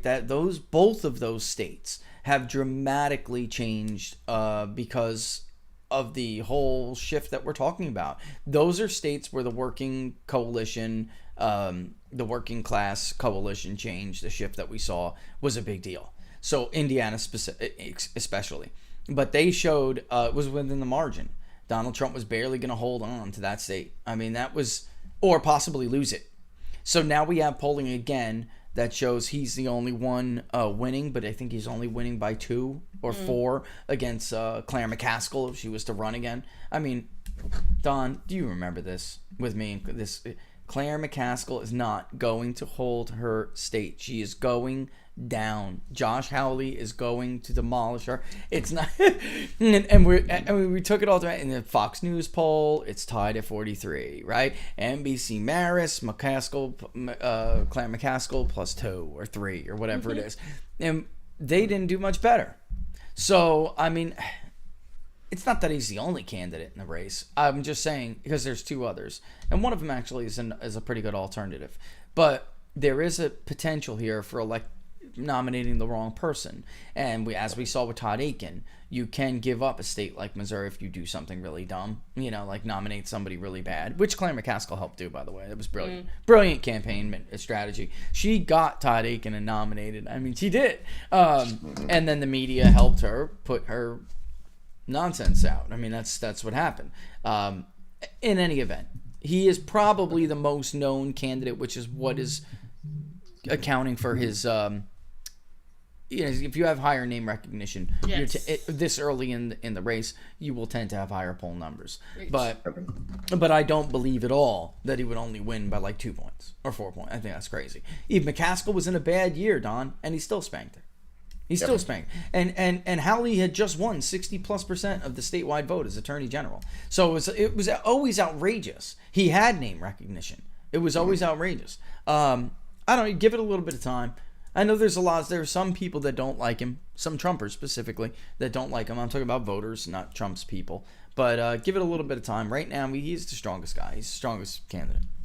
Yeah, I'm on the fence a little bit with him, but obviously there's worse alternatives, and maybe there's better though. So I'm kind of looking at that right now. Yeah, that's where I'm at. Let's see. You got to make sure someone else is ready for prime time, and you certainly don't want to just jump on the attack right and bandwagon right off the bat if he turns out to be the only viable person in the race, because then you will end up with a Todd Akin, and you absolutely can lose a state that is totally winnable. I mean, Republicans have a pretty good map this time, man. I mean, it could turn out to be a decent map for them, and but Republicans are also known to kill themselves. But they make stupid mistakes like Ohio should have been gone before. Do you want to give up Ohio now? I think J.D. Vance, if he does run, he's by far and away the strongest candidate for Ohio. I do like Mandel, but if Mandel didn't bail on the party in 2018, then Sherrod Brown would not be senator right now, and the party would not have lost control of the Senate. So that's where I'm at with Mandel. I mean, once you do something like that, look, he left people high and dry when the president, the party, and the country really needed that seat. I mean, to me, and look, I was one of the last people, I think I probably was the last person to get a phone call before the press release went out. And I said it in no uncertain terms. Right now, you lead between 7 and 12 points. If you get out, you are the next senator from the state of Ohio. If you leave this race, you are giving away a Senate seat. You understand? You are giving away a Senate seat. You are the next senator. And calling it a day. And yeah, Mandel, and he left, and Sherrod Brown held on. Because, by the way, we never had Jim ever able to win that race. J-Dog would like to know, can you ask where Georgia stands now? Georgia I don't think it's a blue state. I don't.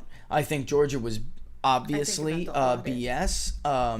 When it comes to that's done and over with. Georgia's not going to reverse what they've done. That's it. It's done. Right now, what you need to do is put better people in office. Mm-hmm. Brian Kemp has to go. If I was in Georgia, if I was a resident of the state of Georgia, I would vote for Vernon Jones. Period. End of story. And I would do it not because I think he's a better candidate, but if you want a better makeover, a party makeover, that's where you start. All right. That's number one. Number two. I don't think Republicans lost. I don't think Democrats won those Senate seats. Republicans lost them by telling each other that no matter what they do, their vote will be taken away or rigged or canceled out or whatever it may be. There were too many Republicans who stayed home. Speaking of Guy again, all right, he was another one. I don't think this was very smart of Trump, and I think Trump did it. I think this, that. Then the results come in. I think it's pretty clear if you look at turnout, Republicans could have won this. No crap. This is how these people are all the time. And then they never are big enough to say, you know what, I was wrong. So-and-so was right. Never. They are never big enough to do that, Don. So how about next time we skip over the debate with idiots who don't know what they're talking about and just listen to the people who do? Because it was so obvious. I have half a mind to pull it up right now. I'll share it again, guys. You can look at the spreadsheets all you want. It was Trump voting areas, especially some that were working class, ancestral Democratic, back in the, I know everybody hates that expression, years ago. That was Gore's part of Georgia, even John Kerry's part of Georgia, and now they're not. Definitely Jimmy Carter's Georgia, and those were the people Republicans needed to get out. Not the North, who was going to vote anyway and come out for Purdue anyway. And by the way, Purdue did worse in the Atlanta metro area than Donald Trump did. Sure did. So, it's just so. It's what do you think, Don? I do not think Georgia's a blue state. I do not either. Yeah, I don't either. I think it was just a really difficult time when those two Senate races happened. There was a lot of upheaval. People were frustrated. They were mad. There was a whole push by, not just on the left either. There were people on the right going, well, just don't vote. And that's your vote for Trump again. And it was like, no, get out and vote. This is really, really important. I think the Democrats took it a lot more seriously than we did. But again, I think there was a lot of upheaval on the right, and people were frustrated. They were angry. They were, so the whole protest thing, and it was a lot of what you talked about too. It's my vote doesn't matter, and everything was just taken from me anyway. And you still got to get out there and vote. So we always got to stay in the fight, and sometimes we don't. And the left seems to always stay in the fight. So we've got to realize this is a war. I mean, we're in a war right now electorally. So I think. Would you put your gun down in the middle of a war, Don? Would you put your gun down? No, not at all. I'd get another one. I'd have a second. I'd have one in each hand. So this is the time to fight. So, and I just, I think that whole thing was just so disappointing. It was so frustrating. Kemp certainly played a role in that too. People were frustrated with him, the way he was, reacting to what had happened in his state. And so, it was just a really bad time, and it really turned out to be a really bad situation. Yeah, and I have to tell you, there were two groups really that said they weren't going to vote that were Republicans. One were the ones who, this was the larger group, who felt disenfranchised. But then there was also a significant group, which I said after the election, and it's probably I'm probably right. If it was held on January 15th, then it may have been different. Republicans were still just coming off of Christmas and the New Year vacation. They take those vacations more seriously than Democratic voters do. They're a little bit more out of touch when it comes to that time period. It was incredibly stupid to schedule that runoff for January 5th. And a lot of people were not even there. They were like, well, you know, and then it doesn't matter. You can get an absentee ballot. They're not going to. They're gone. That's it. So, I mean, when I say that, I mean, I'm talking about thousands upon thousands of people. So, I mean, just if it's 4 or 5% of the Republican vote alone, then you're talking about at least 2%. You know, I mean, that's of course it makes a difference. Those were very, very close. Yeah, I mean, you know, it is what it is. They did it, though. It's done. It's over with. You know, but it was a difficult time. You had all of these people who. It's important for everybody to understand that Brian Kemp's administration, you could go back to their social media, which I did, and pull all of these messages about how much they hate Donald Trump. 4 years ago, 2 years ago, you know, it's important that we stop Donald Trump in the state of Georgia. All right. That was, what's his name? The assistant secretary of state. The assistant to the Secretary of State, so who is supposed to be a Republican. Mm-hmm. He also goes on to claim it's the most secure election ever, yet somebody used his address to request an absentee ballot. I mean, so, man, just stop. You know? How many people are registered to a UPS store? Right? Come on. Or a parking lot. Come on. Right. Okay, so Sojourner would like to know, did you see the latest article from APOR on polling failures of 2020? Is that the one where it said it was the biggest one since Truman Dewey? I think so. I did. Yeah, I read a analysis of a report, and I didn't actually get to the entire report yet. It's in my Director at Big Data Poll inbox. I still keep touch with APOR, but I tried to do the transparency initiative after 2016, but I got to tell you, the experiences I've had with them have not been good. It just hasn't. I was contacted once. I had wrote an op-ed, and I was contacted by APOR asking to change something. All right, let me explain what it was. Rasmussen, by the standard for accuracy that was in their journal, a sanctioned journal, an APOR sanctioned journal. All right, yes, it's not published by APOR, but it is a APOR sanctioned journal. Which gave the methodology at which you use to gauge accuracy for polling. According to that, in 2016, Rasmussen was the most accurate poll. What they wanted me to make clear in the article, Don, is that APOR wasn't stating that, even though it was their journal that did it. It was weird, man. It was like, it was like they specifically just wanted to trash Rasmussen to trash them. And it was disgusting. I volunteered for the Transparency Initiative, and I would get, no cooperation. I gave them, because what you're supposed to do for the Transparency Initiative to get their little symbol is give them private. You have to go to your clients, whether it's private, because we also do private work, of course. So I wasn't just public polling. I gave them stuff from public stuff. I gave them stuff from clients I got approvals from.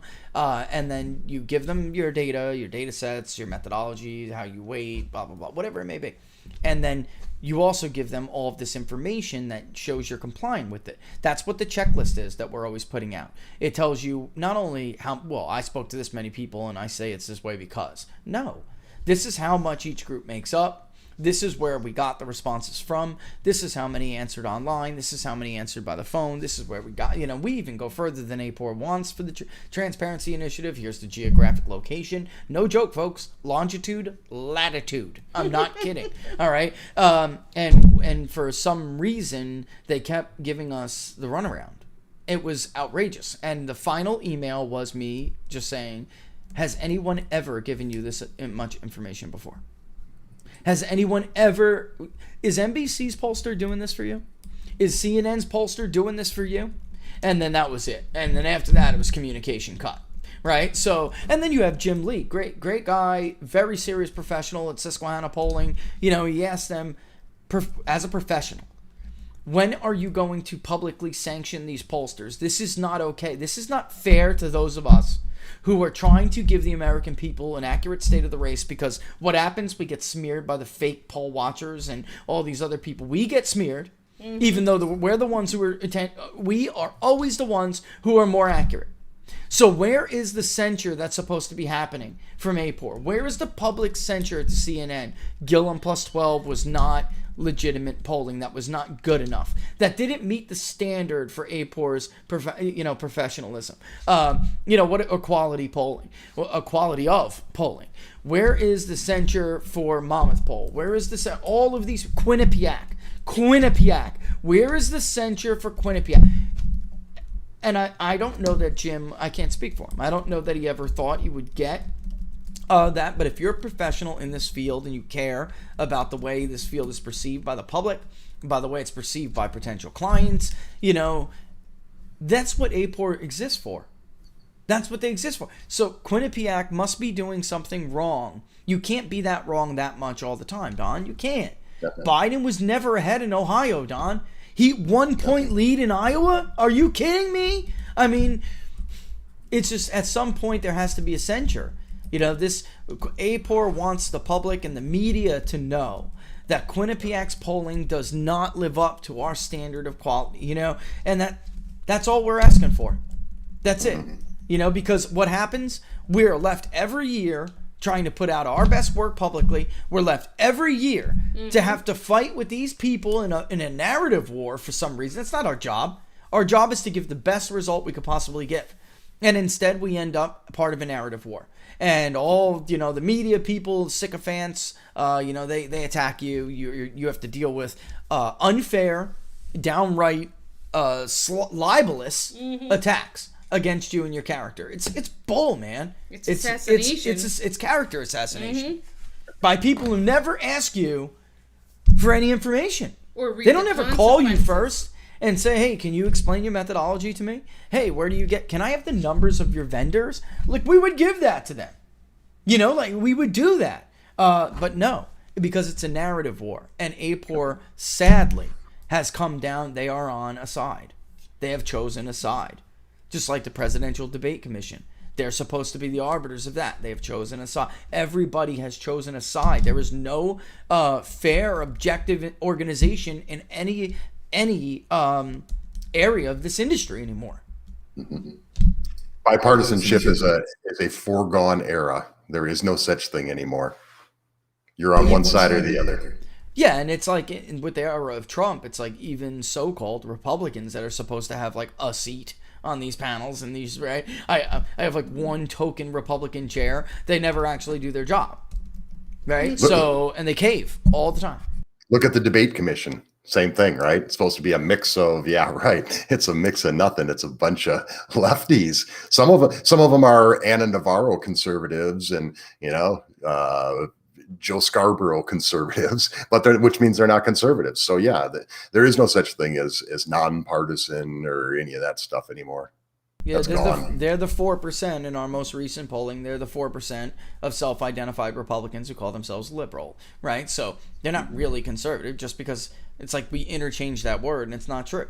I'm a Republican. Okay, what does that mean? Jim Comey's a Republican. Bob Mueller's a Republican. All these people are Republicans, right? They're not Republicans, not how the rest of the country views it. And they're in that 4%, they're always in the same areas. They're never in middle America. They're not in suburban America. They're not in rural America. They are in, maybe metro suburbans, but not, they're not like, what's the word I'm looking for? Like, like an everyday suburb, like a more average suburb. That's just not who they are, and yet they represent everything.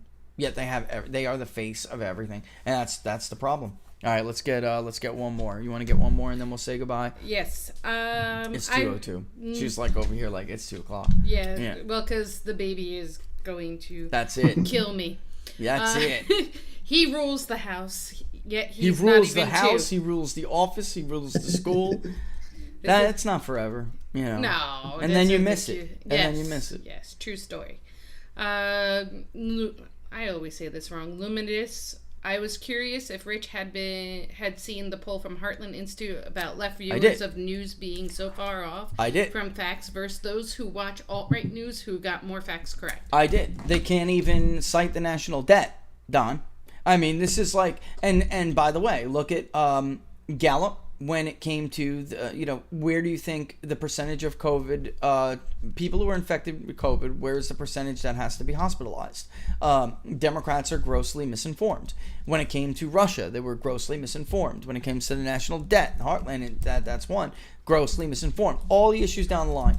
Rasmussen also came out with a very similar poll this week, and we have done our work ourselves. And I got to tell you, the difference is Republicans and conservatives, right, tend to have a broader news source, even if they don't trust certain news sources. They will tell you that they still look at those news sources. They different points of view. I think that this problem boils down, Don, to the echo chamber and then intolerance. Because when we've polled it, Pew Research has polled it, the Cato Institute studied it, liberals they're intolerant. They're the most intolerant people in the society. And polling data bears it out, Don. They're most likely, it's not even close, 45-point difference we found. 45 points that they are more likely, the most likely to be willing to block even a family member or a friend or whatever it may be on social media because they have different points of views that don't align with theirs. So you have this horrible combination of ignorance and intolerance. And that's part of our national discourse. I mean, how did we get past that? Yeah, we're at a point right now where, and I hate to say this, so if you're a liberal out there watching this right now, this is just a reality. We're at a point now where people, they don't even want the truth anymore. So I mean, if right. look at Chuck Todd, like the guy gets canceled, he'll get canceled again this week because he'll have somebody on that's not left enough. It's like, or he didn't ask a left enough question, or it was like, what? But just give me one example real quick. So yesterday there was a story, everybody's probably heard about this. So the BBC and Martin Bashir getting the interview with Princess Diana, right? So he creates this whole fake thing and he sets up this whole thing. And it was a really bad scene when it comes to ethics in journalism. But the BBC wrote a story about this, about the investigation, which showed that they were culpable. They were part of this. They were caught up in the whole thing. People should read that. This is an important story, actually. People should read it. So this is the BBC reporting on themselves. They're saying, hey, look, we really screwed up. And, here's the story and here's what happened. They put this out. If you went on and you looked at the comments on the BBC's site, people were telling them that they were full of what and why you doing this and what's wrong with you. They were mad at BBC for telling on themselves, holding themselves accountable. That's insane. I mean, people just accept it for what it is. This isn't even really like it's not like a pro-Trump, anti-Trump thing, or it's not like a policy thing. It's an ethical thing. And they don't even want BBC to admit that they don't want Chuck Todd to have this person on because this person one time said something that wasn't left enough. So it's crazy, and it's not going to end well, folks. This is not going to end well. I think conservatives, I'll watch I'll check out an MSNBC clip. I'll listen to these people just so I know what they're saying, and I don't get all emotional about it. I don't go, oh my God, I hate you. I may not like them, but I don't hate them. I'm not out of my mind. I'm not pulling my hair out. So yeah, it's gotten really rabid, that whole aspect of liberalism. I couldn't agree. I think that people should read that article, even though it's about Princess Diana. It's like, why would that matter to me? I think that it was really the advent of modern distrust in the media. I remember when, sadly, with her death, people were outraged at the media. They wanted, people loved her. Even Americans. It wasn't because like this stupid fascination with the royal family that we have now. No. Princess Diana was a special person. She did things that, look, do any of the royals give away their time like this now the way she did? No. She really believed, you know what, I have a position, I may be able to do some good, even though I'm just like a token monarch. Maybe I can do some good just because of who I am. And they killed that woman. They killed that woman by not, by being media, by being who the media is. And that was like, I remember that, how many people were just outraged at the media. And this is a touchy subject for the media to bring up because of what their history is with Princess Diana. So I got to tell you, I applauded the BBC for doing that yesterday. I was like, whoa, my God, good for them. Really, really.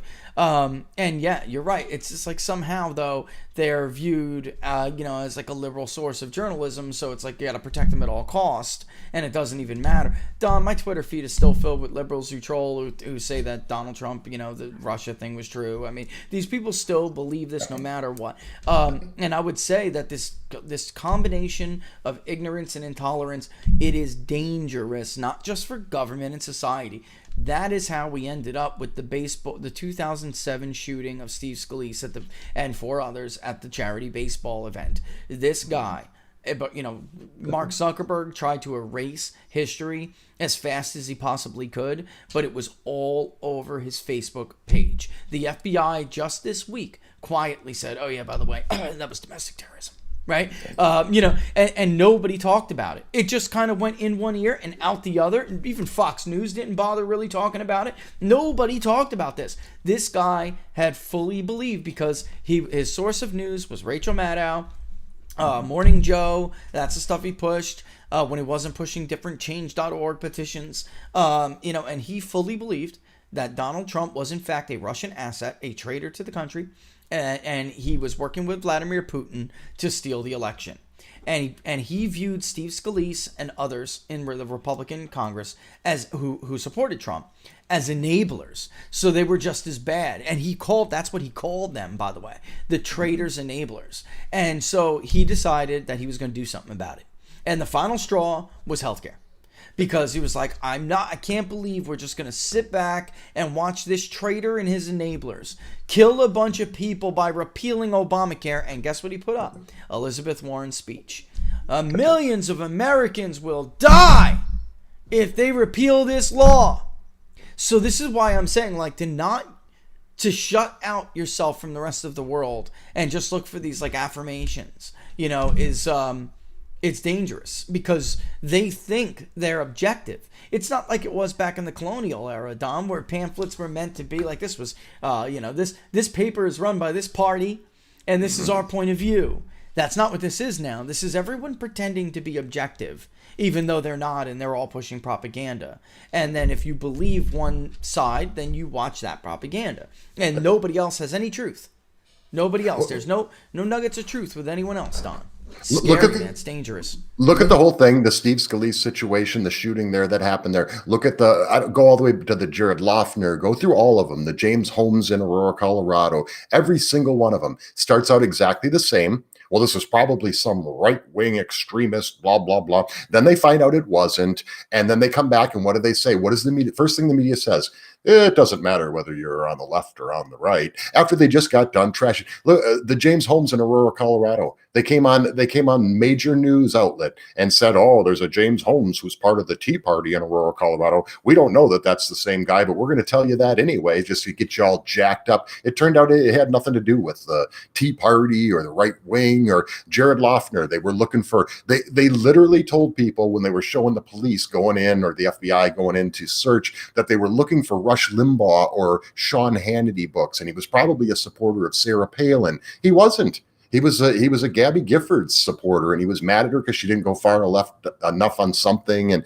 But then when they find out the truth of it, the Facebook pages that say all the things that you just mentioned and all this stuff, then they come back and say, well, it doesn't matter if you're a Republican or a Democrat. This is a serious issue. No, it does matter. It does matter. It mattered when you guys first started reporting it, and you thought it might be a right-wing agitator or a right-wing extremist or whatever. Look at the drafting of the January 6th commission thing that they're doing. Look at that and then pull up what they drafted when they did the 9/11 commission. It's the same exact verbiage, except in front of terrorism at the end of it to prevent, they added domestic terrorism. It's the exact same verbiage they used for 9/11. Does anybody really think, what happened on January 6th is equivalent to 9/11? Because if so, I'd like to sit down and have a little conversation with you, because you probably don't understand 9/11.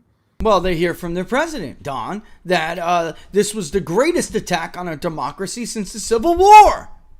Not Pearl Harbor, not 9/11, not all of these massive events in between with consequences that reverberate till this very day. No. The January 6th fake insurrection is the most... I mean, you have got to be kidding me. And they believe it. I'll tell you right now, there's still people, tons of them, who say the officer died because a Trump supporter killed him. They believe this was a lie. Sicknick died of a stroke. He died of a stroke. And this is continued to this day. Just like there are people who still tell us, and this was in our poll, did Michael Brown have his hands up and saying don't shoot when he was shot in Ferguson by former officer Darren Wilson? Democrats will still tell you that Michael Brown had his hands up and was saying don't shoot, don't shoot. They still chant it. Is a lie. They still chant it. And when you poll it, there will still be not a slight chunk. Majorities. Solid majorities are just totally uninformed. Misinformed. How many people still believe that Sarah Palin said she can see Russia from her backyard? Lots of people, even it was many Republicans. It was a Saturday Night Live skit. Tina Fey. But they believe it.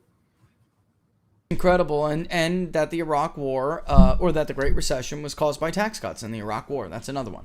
That's another one. That's it. I don't know. It was a brilliant messaging thing by Obama and Democrats in 2008, but it had no truth to it whatsoever. Yet Republicans had no answer. The media didn't do their job. They echoed it. They regurgitated it. And now it's part of it's like what they think is common knowledge. It's just unbelievable. Just unbelievable. Last thing I want to do before we kick rocks out of here. It's 2:15. On a personal note, because I know we've had conversations like this before. Did you see the 60 Minutes interview with the fighter pilots over the UFOs and the ATIP program? Did you see that? Mm-hmm. Right? And then the Hill Rising, Sangar, he did a monologue on it. Our polling was ahead of the curve again here. I just, I knew some things were going to be coming on. The conversation was coming back, so that's why I did it. But, everybody was giving me a hard time. Like, what the hell are you doing, polling police and UFOs? Well, even Gallup has been doing that for years, and I knew that was coming. So I just wanted to get your take on that. You were in the military. Yeah, what do you think about this, considering these are people who know what's supposed to be in the sky and what's not, Don? What's your take on this as a former military guy myself? Yourself, myself.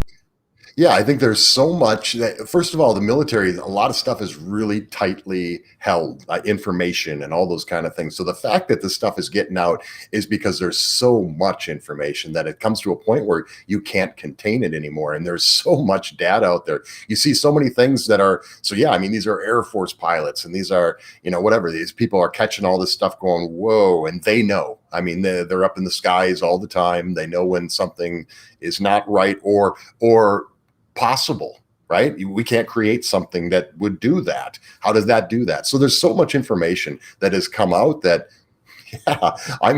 this is one thing. If you wanted to have something that was nonpartisan, and I don't know what your polling showed as far as that, or if you polled it that way at all or not, but this is something I think across the board that there's a lot of people. Harry Reid was a big guy for years. He was like, hey, release this stuff. I want it. Everybody needs to see this stuff. And so there's so much information that's leaked. But we also know there's so much more information that we may never know, or that we certainly don't know right now. So I think it's fascinating that this stuff is coming out. I think President Trump even did some stuff to get some information out there and get it released. But there seems to be a big push for people wanting to know for reals what's going on here.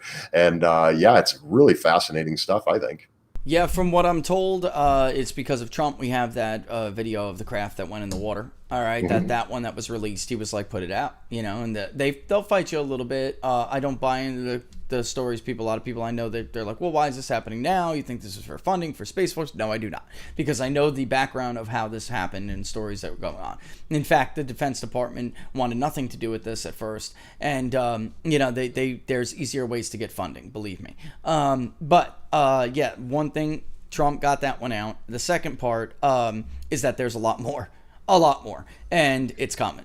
And then another thing, Don, it's like it is bipartisan. Ted Stevens was backed Harry Reid on that. Those two did it. That's why we got ATIP.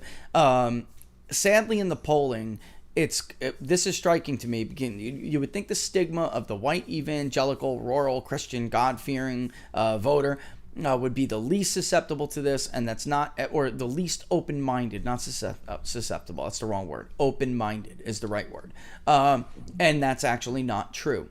The white educated gentry liberal is like so smart, they think it's not, that they think it's like silly.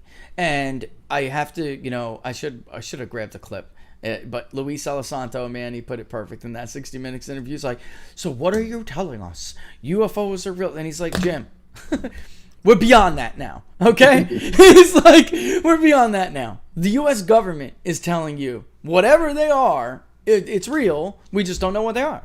And he was smart to do it from the national security point of view, which is that, because that program, from what I understand, started out before Luis got there. It started out as like, Don, it was like weird. It was like sci-fi run amok, like a Trekkie event. They were looking at videos of the chupacabra, and they were investigating all this stuff. And Luis Elizondo came around and he writing that shit, and he was like, look, we're here to deal with military implications, foreign security implications. We will look at stuff that has sound data behind it, and the rest of these ghost stories, we'll just have to wait for another day. But I'm not gonna. But again, it wasn't Trump, guys. Here's a little nugget. Last little nugget.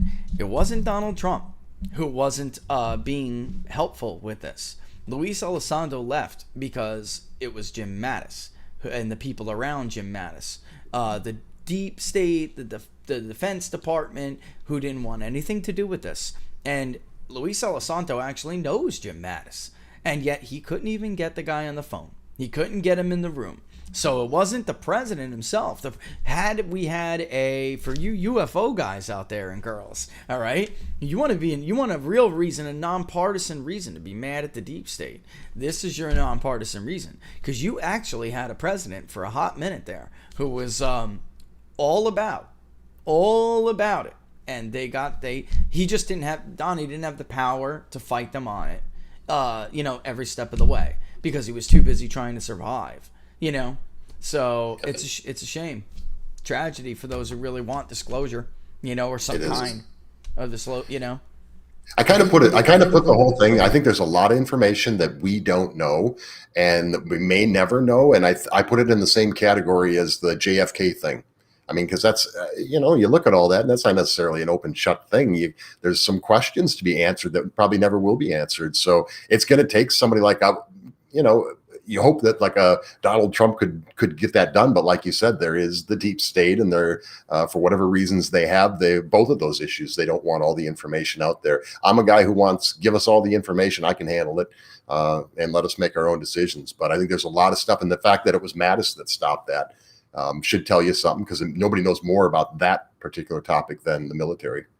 I got to tell you, we've heard some stories from old timers too. Like, it's like, what the power does the president have? Not just towards this issue, but issues like that, right? So, we've had some doozies, man. Old timers from the Nixon era tell us that Nixon had a lot that he wanted to get out, and they stopped him. So again, who was Nixon's biggest enemy? I would argue was not the media. It was, elements of the deep state that didn't, that opposed Richard Nixon. And that, look what happened to him. Very, very similar, right? But he was, I don't even want to get into the story of what we've been told, but apparently Nixon was a fervent believer, and and tried, and was nixed at the last minute, to use a play on words. He was, and people should come forward and don't just tell it to me on camera. I would give people time on the show to talk about it. I'm serious. But 58%, going back to what you said, 58% told us that they do believe in intelligent life forms elsewhere in the universe, and 60% plus say that they believe that the government knows more no matter what. So, like you said about what the government knows, and put it in the category JFK, it is only the power of the interest of the people and their elected leaders that got out what we got now. And there's apparently a lot more, and I would love to see it. You know, show me what you got. You know, I'm open-minded. You know, but why don't you tell everybody where to find you? It's 2:22. I'll let you run. I'll let everybody run. Tell everybody where to find you, when to watch the show, when to watch the new show with Dave on Thursday. But yeah, there you go. But you go ahead and do it. Obviously, Locals is the best place. Don Smith Show community. That's my community there. You can find us there. We're on every Saturday from noon to 2 p.m. Eastern. Looks like tomorrow we're going to have, so I'm going to play a little bit of the clip from our show last night. I also do a show with Dave Perkins, a legend in radio talk show. And we had Evan Sayed on for like an hour. And we talked about his book, The Woke Supremacy. Brilliant guy. Funny. He used to write for Bill Maher. He was a liberal. And then all of a sudden through life experiences, he was just like, I'm not a liberal. And now he's like, wait a minute. Yeah, he's just, I often wonder whether I really get the liberal mindset completely. This guy does. So we'll play a little snippet of that, but that was last night on that show. But this Saturday, Matt Schlapp, I'm working on finalizing him for the show. Of course, you'll be on there. So we got a lot of great stuff going on in the program. So every noon to 2 p.m. Eastern time on Saturday. My website's Don Smith Show, Twitter at Don Smith Show 2, but the best place always is Locals, and it's Don Smith Show community. It sounds, and thank you, of course, for joining us as always, my friend. I will see you tomorrow, all right, at noon Eastern Standard Time, folks. All the best, Don. All right, thank you. That is the great Don Smith from the Don Smith Show. Don't miss him tomorrow at noon Eastern Standard Time, and I will be on there as well. We'll do our weekly recap. We'll talk about economics. We'll talk about politics. You know, our weekly recap, what we do. And then I look forward to seeing some of the other stuff he's doing too. Hey, buddy.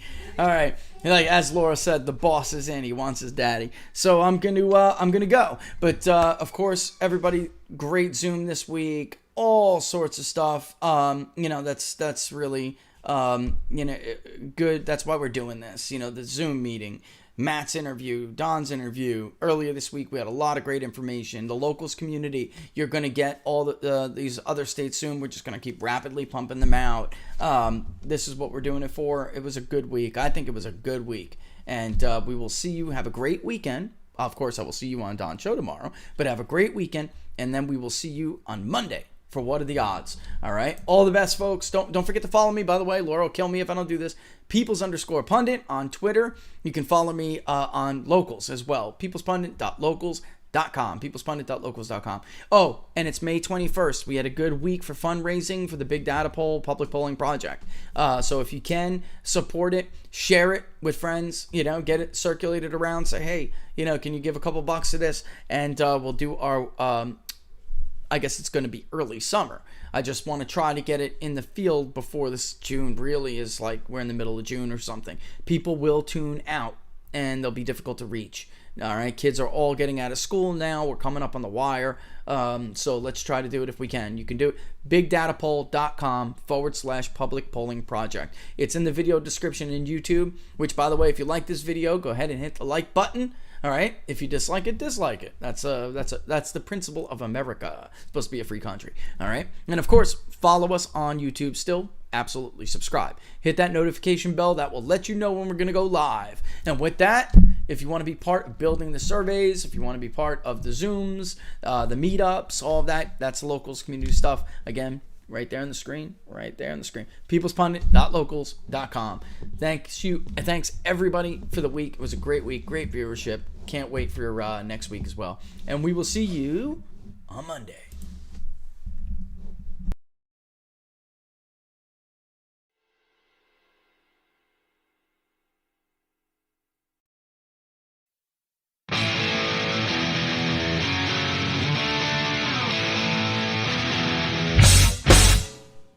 How much you wanna bet that I can get you back inside your head before the summer ends and spread a little love.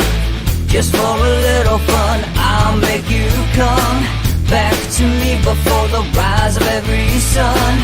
Baby, it's meant to be. I know you got a man, but he don't understand. You're gonna be a heartbreaker. You're such a love taker. So just suck me in and you can toss me like a cigarette. 'Cause I just wanna be a bad habit, yeah.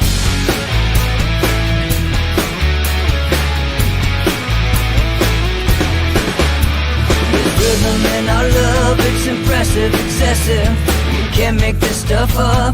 My chest beats its restless wakes the neighbors up above.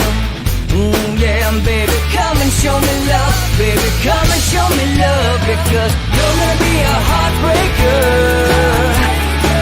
You're such a love taker. So just suck me in and you can toss me like a cigarette. 'Cause I just wanna be a bad habit, yeah.